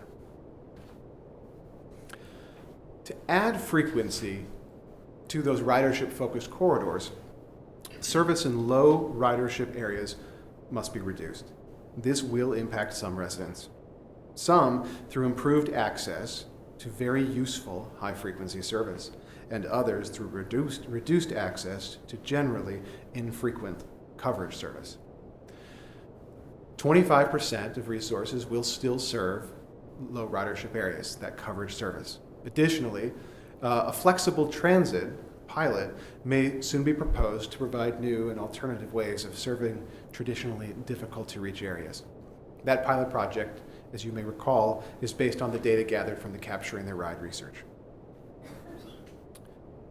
Moving forward, phase 2 and 3 would require additional funding.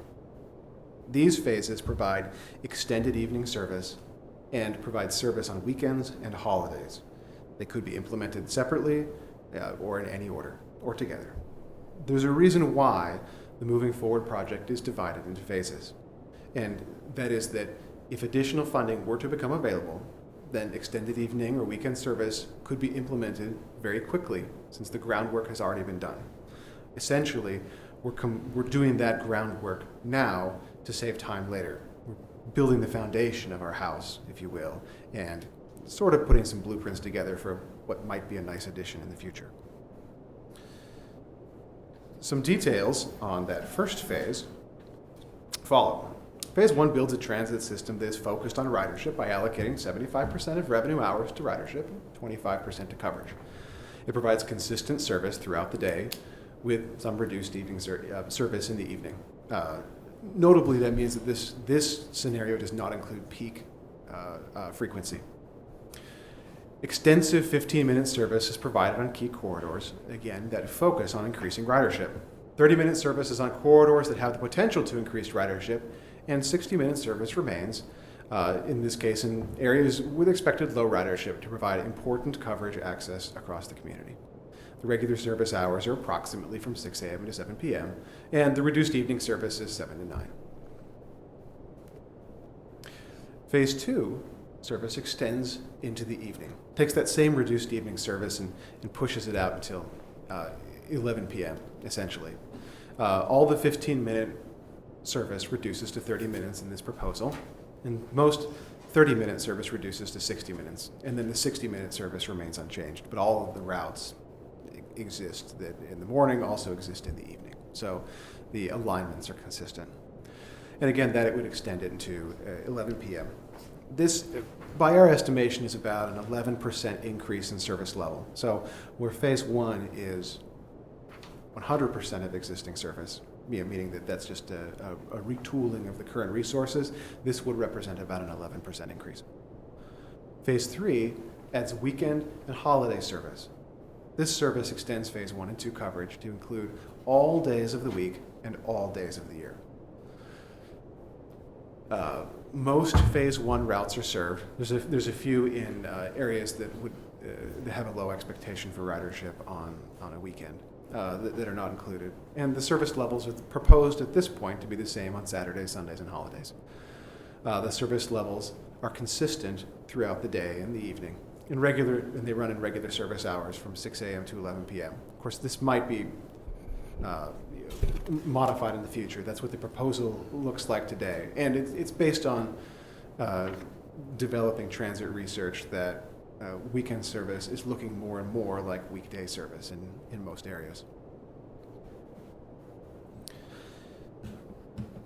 That proposed increase would include an increase to service hours of approximately 24%, so around 35% for total service increase were both to be implemented, but that does not include the potential increase of paratransit costs should you begin to operate on weekends. The tentative outreach schedule our goal now is to take these proposals to the community to say what works well, what could we improve in these proposals. Our outreach schedule looks as follows, and this is subject to change as things firm up on the calendar or as things need to be adjusted. In July, and there's not much time left in July, we have a customer service outreach event planned, actually in the lobby. In August, another open house in the lobby. In East Salem, book bin event, attendance at the Saturday. We have a booth at the Salem Saturday Market. We also have an open house planned for the Keizer Community Center, and an event. Sorry, Alan.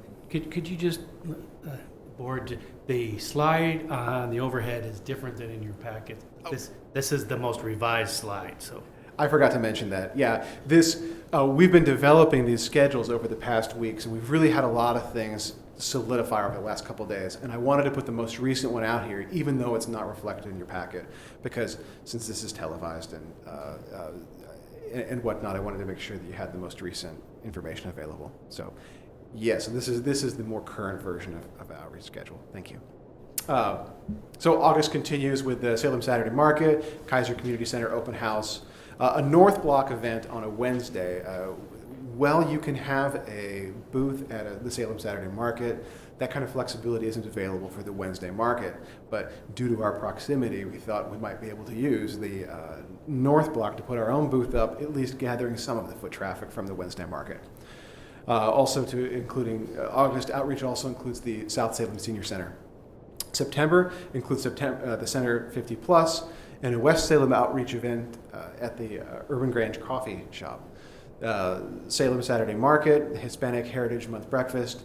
We're also, for the first time, and I'm excited about this one, going to try a webinar/live chat for folks that can't make it to any of the other outreach events. They can come online and theoretically, chat with me about these potential changes. So I'm excited about that. We had great success during our Keizer outreach from, a few years ago now, I think, at the Chemeketa Community College free speech table. And our plan is to include outreach in that area as well. Throughout the outreach window of the next few months, we will have a self-guided open house available at both the downtown and the Keizer Center Transit and the Keizer Transit Center transit centers. Yeah. Those will include poster boards with information about these proposals and an opportunity for the public to provide feedback, both in written form at those locations, but also guiding individuals to the website where they can fill out an online form. We are in the process of sending letters to neighborhood associations to see if they would be interested in having us do a presentation. We will also be following up with the community stakeholders who participated in our CSA stakeholder event. We will also have social media, email, and website updates about these events. There will also be additional outreach at staff events events that staff would already be attending anyway. We will try to include those where we can to work with others in the community to gather their feedback. Some of the outreach materials, meaning the items that we're producing to generate interest in the outreach, include header cards. Those are cards that go in the upper portion of the inside of the bus so that our customers are aware of potential changes coming. Take ones for all of our buses. Sandwich boards. One of the things that we learned in our Keizer outreach was that it can be helpful for some to have a visual cue as they perhaps drive or bicycle or walk by. So we're hoping to incorporate sandwich boards this time. We will use the electronic displays in all of our transit facilities where available. And we also have the Transit Center Self-Guided Open House. It just says open, but it is actually an open house. We have flyers, a 4-page informational flyer, which are nearly ready. You know, they're nearly in production at this point, being sent out for some final review. Branded comment cards, and we're going to have some promotional items to bring people into the outreach booths and the open house booths, essentially, so that we can generate a little bit of buzz and some interest. We'll have informational poster boards at the transit centers, and also which we will take with us when we do outreach events, and we will extensively use electronic media. Some of the tasks that have been completed up until a few weeks ago, we've made progress since this, but we've developed a project plan, the giant Gantt chart that I described. We have a concept which the board has been instrumental in helping to create. We've worked with the COG to develop potential system maps for phase 1, 2, and 3. Our community relations officer has helped develop an outreach plan to determine how we can go out into the community and gather feedback. We have a website that has been created. That flyer that I described is almost completed. Draft policy is now an adopted policy for 109, but 110 is still in draft form. A staff memo and frequently asked questions have been produced for internal staff, and we have, for the first time, an internal outreach website where we're having an internal staff person create blog entries about this big project that we have underway so that everybody can be up to speed on the project. I'll take just a second here and try to pull up that website if I can, because I think that if I can pull it up, it shows some of the, I think, very fresh and exciting branding that our marketing folks have put together. And if I can't, you'll just have to take my word for it. But the moving forward project and theme, and I think we might just not have internet access in this computer. Oh, we do. So this website, you can ask me later about that.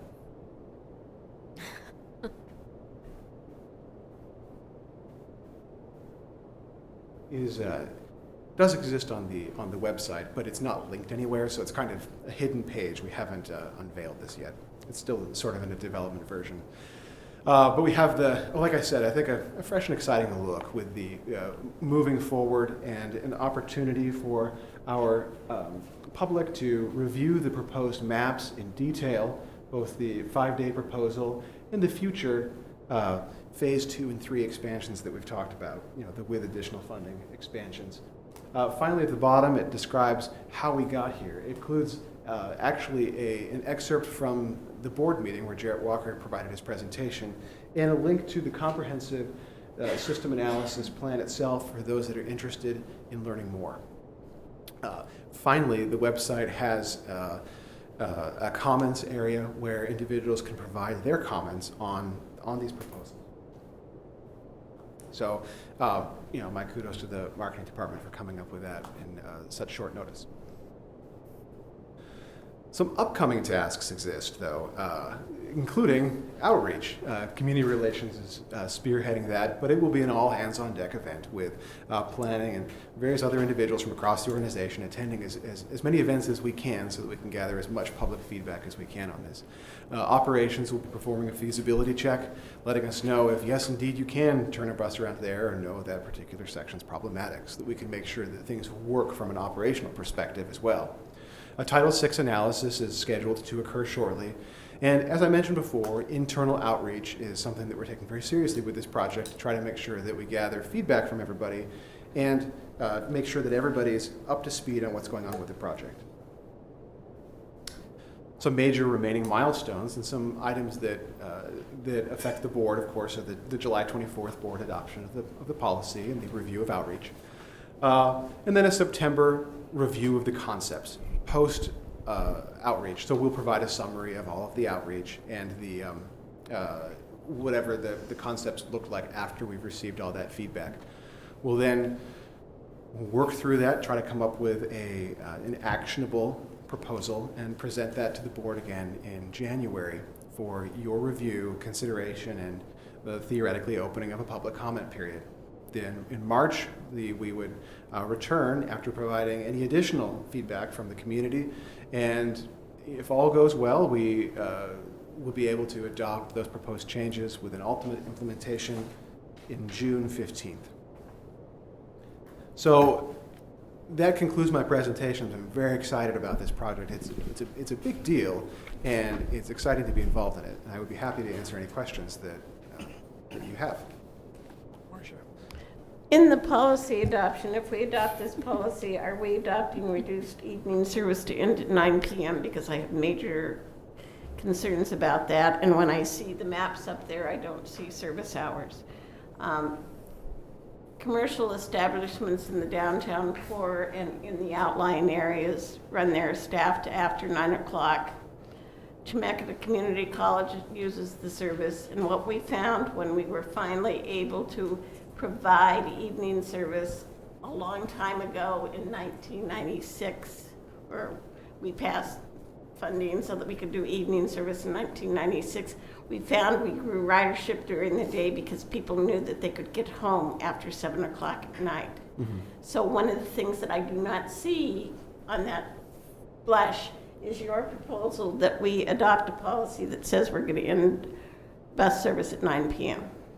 The Director Kelly, let me see if I can pull up the slide I think you're talking about. Is this the correct slide? That's the side, but not on the website. I didn't see, I saw maps on the website. So I really I hope understand. that you put in big, bold letters, this would be a real change, because I think that those populations are going to have a major problem if we can't do service after 9 o'clock at night. And therefore, we will probably lose ridership during the day, because if people can't get home, they're not going to get to work. Okay.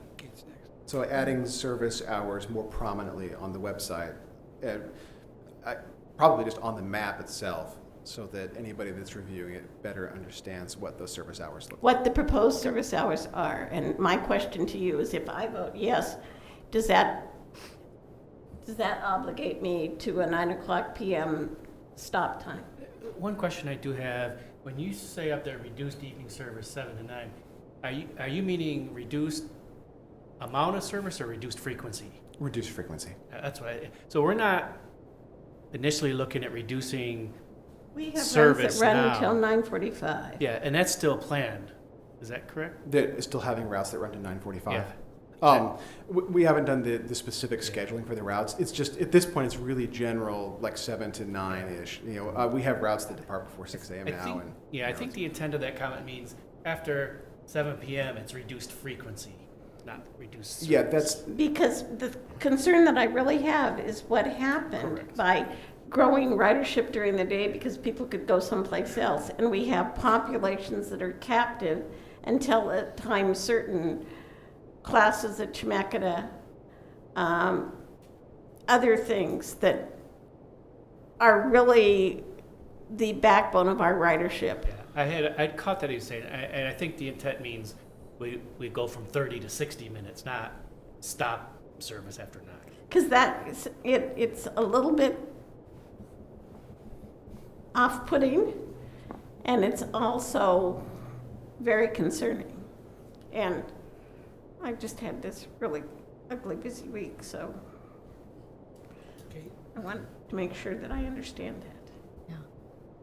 So I have some comments and questions combined. So first of all, I think the thing that went so well in the redesign is because so many people were not surprised by it. I remember the board coming down here thinking we were going to have lots of people questioning. And so by all the outreach here, I'd hope we have the same outcome. The other thing, one of the best, I want to say, outreaches that we ever had with feedback with the highest number of comments I've ever seen was the questionnaire we did in Keizer, because I think it was really to the point. So I'm not sure what's going to be in your questionnaires, but obviously we want to leave some open-ended room for people to comment about what in particular, why they want, changes. But also, if we keep that in mind, the highest number of people I've ever seen, well, and I'm not going to speak for anybody else, but was on that. And I feel that the success of that is it was clear cut. What do you want to see of these options? And if we leave it too broad, I don't think we get as good as feedback. So the other one question I have on the comments about difficult areas to serve, we're only talking about within the urban growth boundary and our current service area. And can you give me an example of, what a difficult or underreaching area would be, underserved, area would be? Certainly, Director Tarr. Let me first address the questionnaire. We don't have.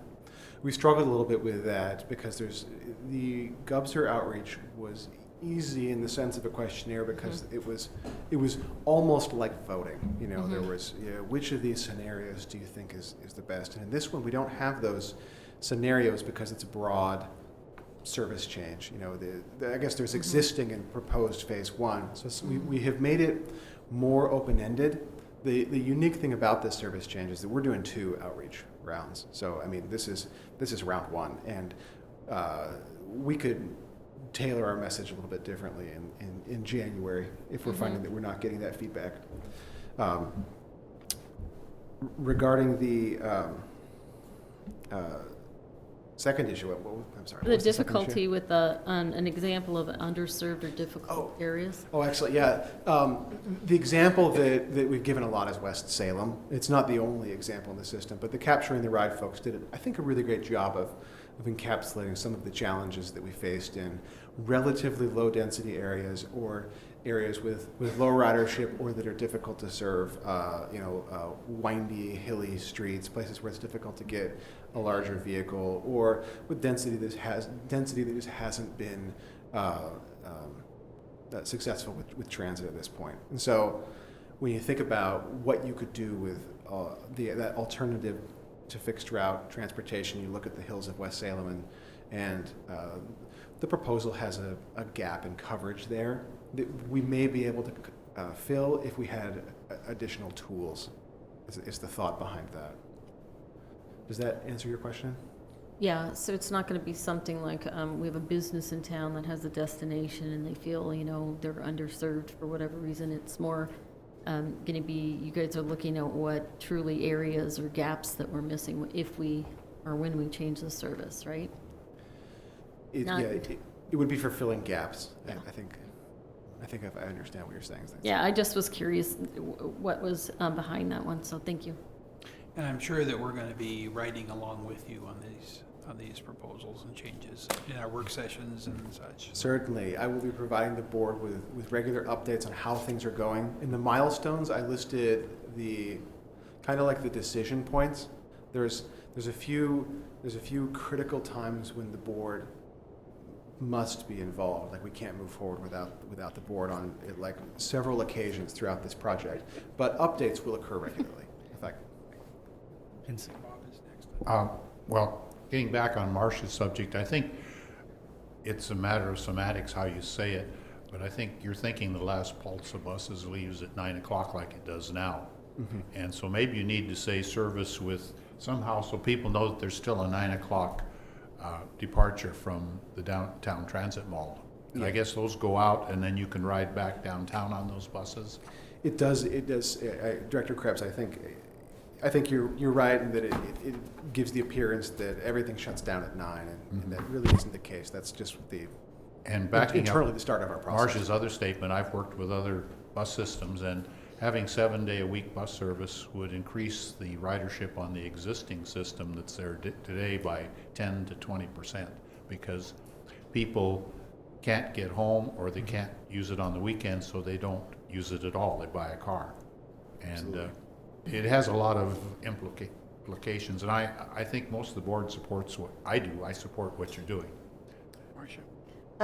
Another hard-to-serve area is the far southwest area in my district because there aren't adequate sidewalks along South River Road, and it's just incredible the numbers of things that are being built to serve seniors who increasingly are going to be getting out of their cars. So, Actually, Director Kelly, I live in your sub-district. And, yes, I know. And I'm not, I don't have transit service near my house, so Yeah, I keep trying to float that in there, and, Other people have too, but part of the problem is the existing conditions, and that's unsafe areas for even accessing the bus along South River Road because there aren't streets on both sides.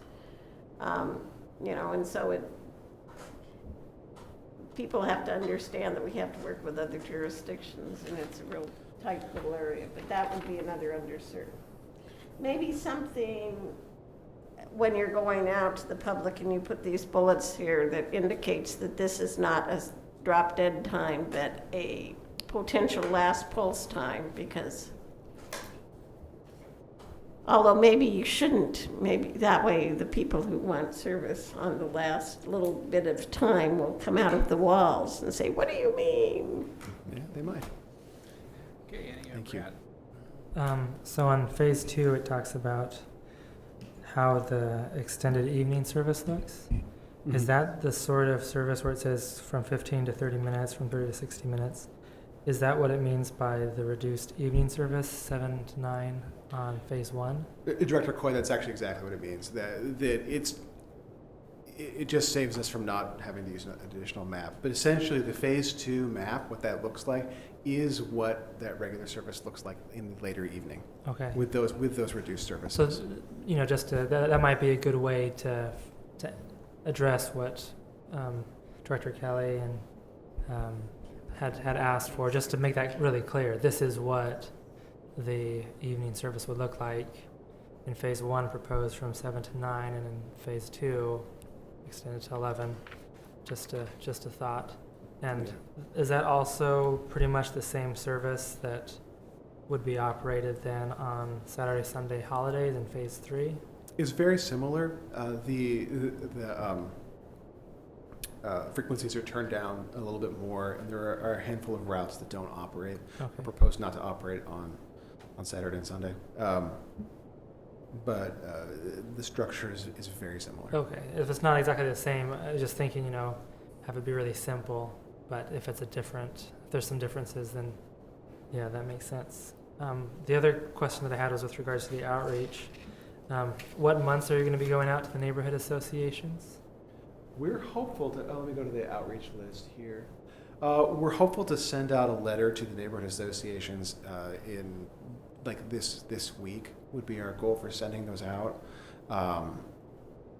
We have other outreach events that we're doing as well with fairs and whatnot. So we're sending information along with brochures and asking to do a presentation.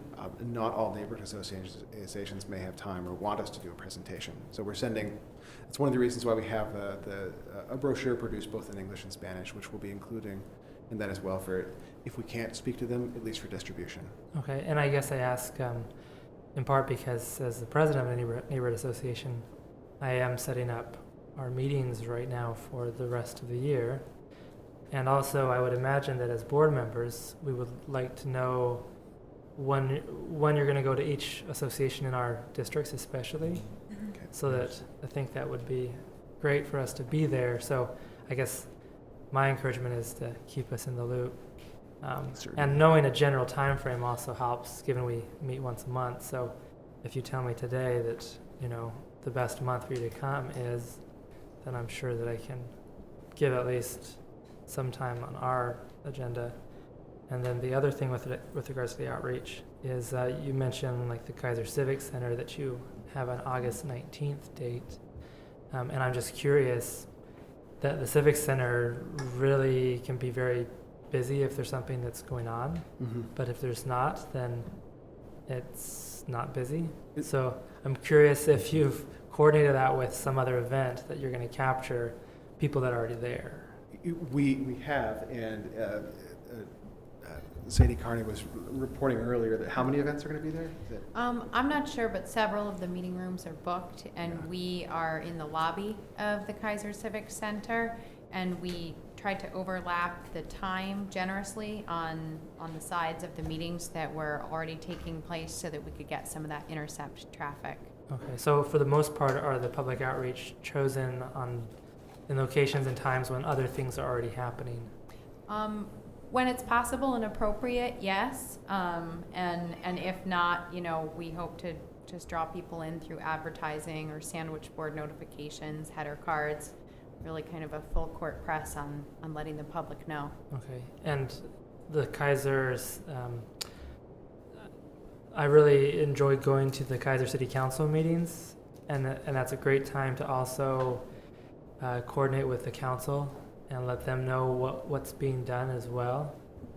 I know that there are quite a few members of the community that track that as well.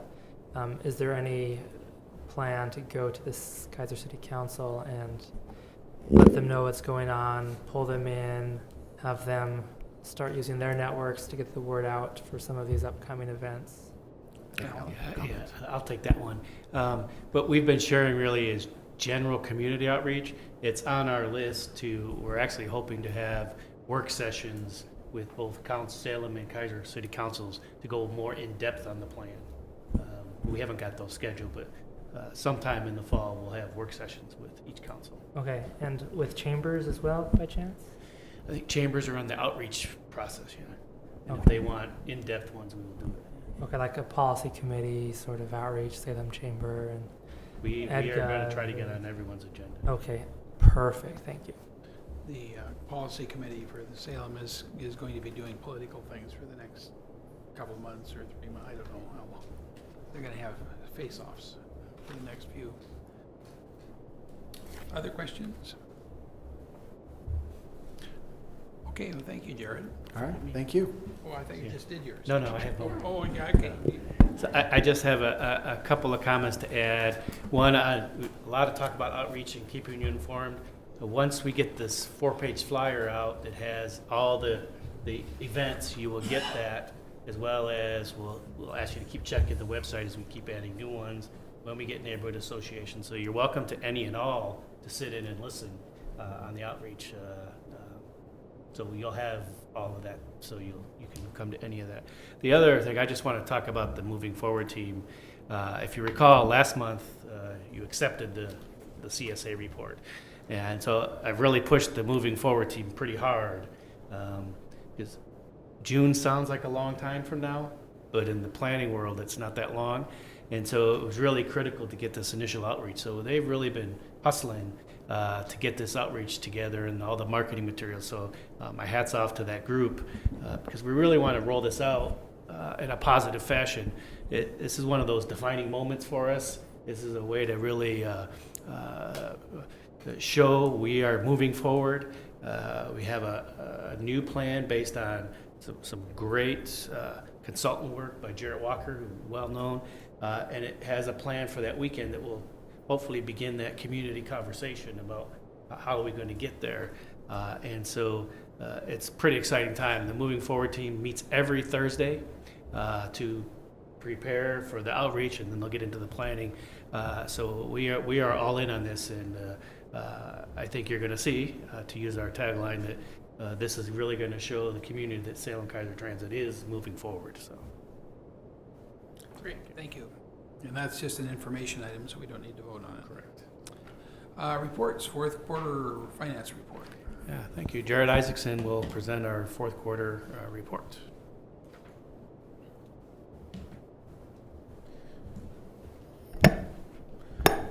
Good evening, President Thompson and members of the board. I am here this evening to present our fourth quarter financial report.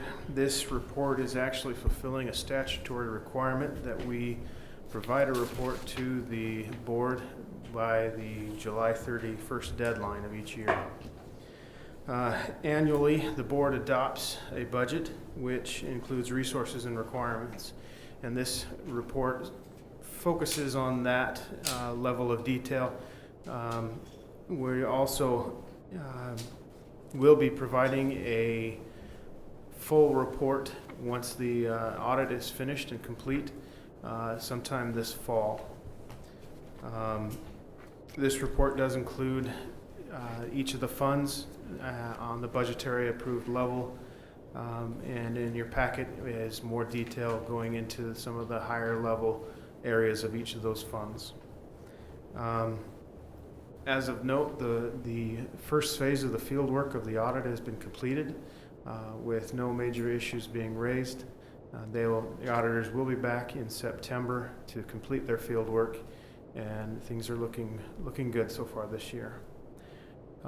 For the general fund, at the preliminary phase, everything is coming in under budget. A few items of note was that the SCATS planning grant came in higher than anticipated, and therefore the match for that grant came in higher than what was budgeted for it. Also, another note is our utilities came in higher than we had thought during the budget process, mainly due to rate increases as well as a colder winter than in years past. The Special Transportation Fund also is come in preliminarily under budget. A few of the programs within the Special Transportation Fund, including DMAP, have areas where they have exceeded budget levels. Mainly for DMAP was due to an increased demand for service, as well as an increase in the eligible participants for that service. The CARTS and STF coordination programs also had personnel services that exceeded budget amounts due to a CARTS bus stop improvement and enhancement program that we implemented throughout the year. The Capital Project Fund also has come in under budget preliminarily, and a few items of note in the Capital Project Fund. A few areas that were over budget was the non-revenue vehicles are over due to purchasing an additional shuttle vehicle for shuttling the operators back and forth between our Del Webb facility and the Courthouse Square facility. The business intelligence program exceeded budget due to expenses being carried over from the prior year. And then the Courthouse Square remediation project, for some reason, was underfunded in the budget. But as I said earlier, the Capital Project Fund is preliminarily under budget. Are there any questions?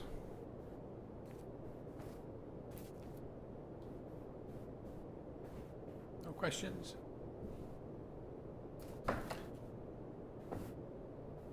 Can't believe it, Jared. On the revenues, I know that it looks like the state revenues have not come in. They're traditionally late. Yes.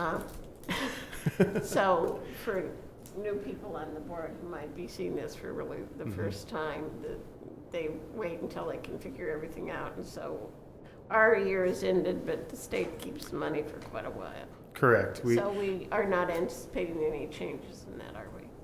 No, we do anticipate receiving all of our funds from the state. It just does take them a little bit of time to get it to us. Thank you, Jared. Okay. Subcommittee reports.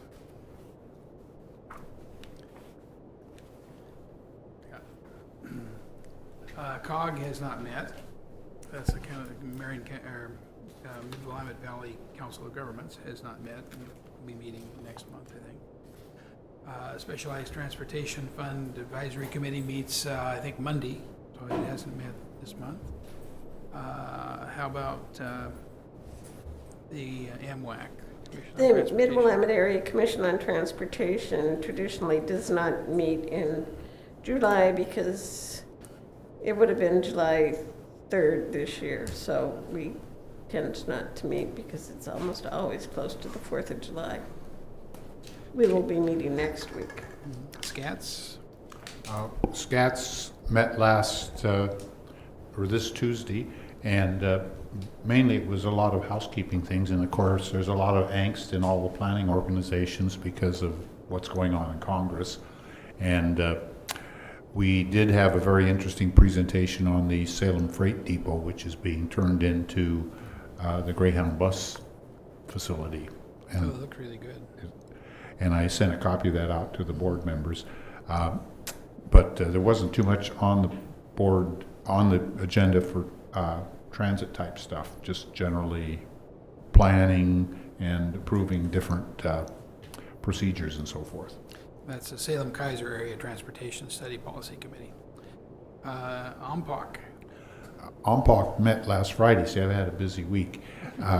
And we met down in Corvallis at the Children's Farm Home, which is a very nice facility. And it was a very full program. A lot of what OMPOC is dealing with is the greenhouse gas initiative that the legislature passed, and so we get a lot of information on that. And I brought a whole packet of material by that I gave to Linda, big thick handouts of regional things. Then we also discussed some of the legislative initiatives that OMPOC, or the Metropolitan Planning Organizations. I should mention OMPOC is the Oregon Metropolitan Planning Organizations Consortium. It's made up of 9 metropolitan planning organizations, which includes Portland, Salem Keizer, Eugene Springfield, Corvallis, Albany, Grants Pass, and Rogue Valley, which is Medford, Ashland, and Bend. And then there's a half of a MPO, which includes Milton Freewater and Walla Walla, Washington. And they don't presently belong, but maybe we'll get them involved too. We also had some planning updates, and I sent all of you a report on what went on there, but a lot of it is dealing with issues that don't affect us directly. They are more hitting Portland and Eugene, which have received mandates that we haven't received, so we don't have to do those things yet. But if you want more information, you can look at the packet that I brought, because it's got some real interesting materials. Anything on the river crossing? No meeting on the river crossing this month. And Citizen Advisory Committee. So yeah, I attended that. Director Evans was not able to. It was the first meeting of the group since the reorganization, and it seemed like there was maybe about half. Does that sound about right, of the new members that were there, or were there a little bit more than half? A little more than half, but we did have a few absences. A few absences. But it seemed like a good group. It'll be really helpful moving forward to. I've talked with Sadie, and there are a few things that we can do to help the group to just mesh and get some good feedback from them. The moving forward project and this comprehensive service analysis was presented, and there were a lot of good comments from the group. And a lot of good suggestions on outreach, which it looks like a lot of those got incorporated into the outreach plan. So we have some great connections there with the Latino community and the chamber and the medical community, especially a lot of interest with ADA service and how our service changes are going to affect the medical providers, as we know, with those recent changes that have been happening. So definitely, I feel like it was a really good move by the district to go in this direction with the Citizen Advisory Committee, and so just very positive. And that's full now. You have all the members. Okay, that concludes the reports. Board and management issues, General Manager. Yes, thank you. I just have a couple items to report. Joel mentioned briefly in his legislative update that we had representatives from Senator Wyden and Merkley's office here today, Fritz Graham and Katie Gauthier. So we updated them on some projects, took them a tour of the new downtown transit center, and talked about the ladder of opportunity grants. And before we even got to the ask, they were saying, we'll get you letters of support and help there. So I owe that as a testament to the work we've been doing ongoing with them. But the best comment came from Fritz Graham, who talked about, and he's been around long enough to remembering those early earmarks years ago for transit centers as part of the 3Cs, to see that Keizer Transit Center is up and running, and we're looking at the South Salem one and really seeing all of that work that happened coming to fruition. And he said it's great to see that. So that was uplifting news. The other item I'd like to report on, if you remember, I don't know if it was the last work session or the one before, you received a briefing on a project we're working with Garden Services, their summer youth employment program, where we would bring on a couple of transit hosts onto the transit mall during the summer. And so that has started a week or two ago. And so we had two youths through the summer youth employment program at Garden who are helping people on the transit mall connect to buses with a focus on the disability rider. They've been doing a great job. They have learned a lot about our routes and are helping. And this is a program funded through Garden, and they're looking for ways to integrate youth with disabilities to learn what it's like to be in the workforce. And so they've been doing a great job. They're here from 12:30 to 4:30 every day and really helping out the customer service staff. And so that's gone well. So I just want to report on that. That concludes my report. Great, thanks. I was gone about 2 weeks out of the month, so we drove down the Mississippi to an Exchange Club convention in New Orleans, so I'm kind of out of it last month. But we did attend the District Awards Banquet, and we gave out a whole bunch of awards, and it was very well attended, and even Marcia got an award for 25 years on the board. Longevity. Longevity, yeah. Attended the work session, attended the Chamber Policy Committee meeting, and we talked about, and I should have invited Bob, when they talked about the railroad, the small railroad that runs between Silverton and Staten, and how they're thinking of abandoning it. Anyway, it's a very interesting talk on that. And last night I attended the Catholic Community Services dedication for additional Woodmansee housing. They're a part of the Fostering Hope program and the foster homes for kids, permanent foster homes for kids and things like that. And that's me. And why don't we go to Brad? I bet you attended a neighborhood meeting. We actually give our board a break during the summer. Oh. We don't have neighborhood association meetings. The times that we have tried, not many people come anyway, so Makes sense. so I didn't have too much there. But the month of June every 4 years is a very fun month because it's World Cup season. And Germany ended up winning. I filled out a bracket that I chose Germany, so I was 99.7 percentile on ESPN. So just goes to show, being a soccer fan, it's fun to do those sorts of things. But So how much money did you win? You know, if I would have entered one of the pools that I could have, I would have won $150. But it was a free one that one of our vendors does that our son was born right as the window was to enter it. I just wasn't at a computer to join. So, oh well, it's been more satisfying to have a new little one that, that's just been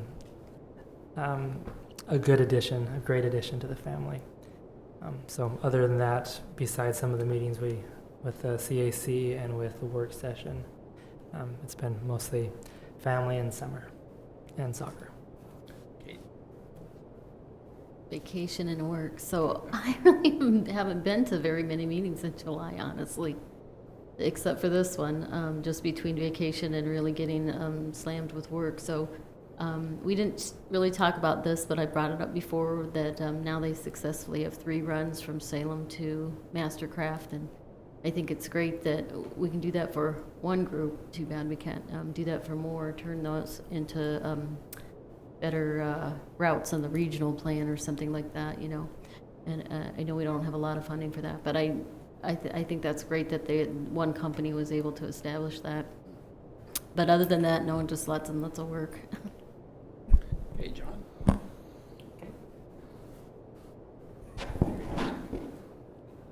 3 items that also went to the Transit District Award dinner and went out of sense of duty and had a great time. It was a real delight. I'll be back. I wanted a day off. It was There you go.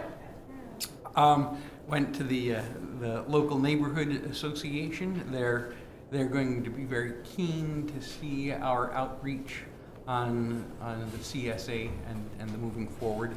I'm looking forward to participating in that. And then the Special Transportation Fund meets this coming Monday. That's it. Marcia. Let's see, I was at the awards banquet, where the longevity of the being on the board for 25 years gives you some perspectives, and so now I have an award for that. Attended the work session. Area Commission did not meet, and I had a conflict with the neighborhood with Scan Neighborhood Association. Did attend the Salem Art Fair because I was in charge of our church food booth, so I was there all 3 days, most of the day, most of the time. And this coming weekend is the beginning of Steam Up out in Brooks at the Antique Powerland, and so Victor will be flipping burgers and I will be taking orders on Sunday afternoon for that. And did the Pringle Creek Watershed Council this month as well. I would take a moment to say that when I got home on Sunday night, Victor said to me, "There's sad news to impart," and it was the death of Governor Vicatia. I had known the governor since he was a state senator, and I was very young. I served on one of the party committees that he chaired, and all of the things that people have said about him are entirely, totally true, because when you got to know Vic, you got to know Vic, and he was just really honest. And I remember one filing day party, and he was sort of sitting over the corner, and I said, "You know, you're not up and meeting people," and he says, "My feet hurt, and besides, Dolores does a much better job." But a truly great man, worked as both sides of the aisle, did things that needed to be done, and was impeccable about his integrity. And so it is a sad loss to Oregon. Fortunately, he had a full life and 70 years of marriage to his beloved. Well, I guess I'm last but not least, and I wanted to say I attended the banquet, and the staff people that put it together should get a lot of good credit because it came off like it was supposed to. I attended 2 neighborhood associations, Semka and Morningside, and I attended the work session, board work session, SCATS and OMPOC, and this week I rode routes 12, 22, and 23 because with our schedule and system revamping, I think to make intelligent decisions as board members that I'm going to be riding a few of the routes that may be in jeopardy or may need revision, just so that I'll have an intelligent decision. And the driver that drove those routes, his name was Dan, and he did a very good job and was very personable with everybody. So, you know, when somebody's doing a good job, we need to give them some kudos and thank them for that. So. Okay. Anybody have anything else that they forgot? Okay, any further business? Seeing none, we are adjourned.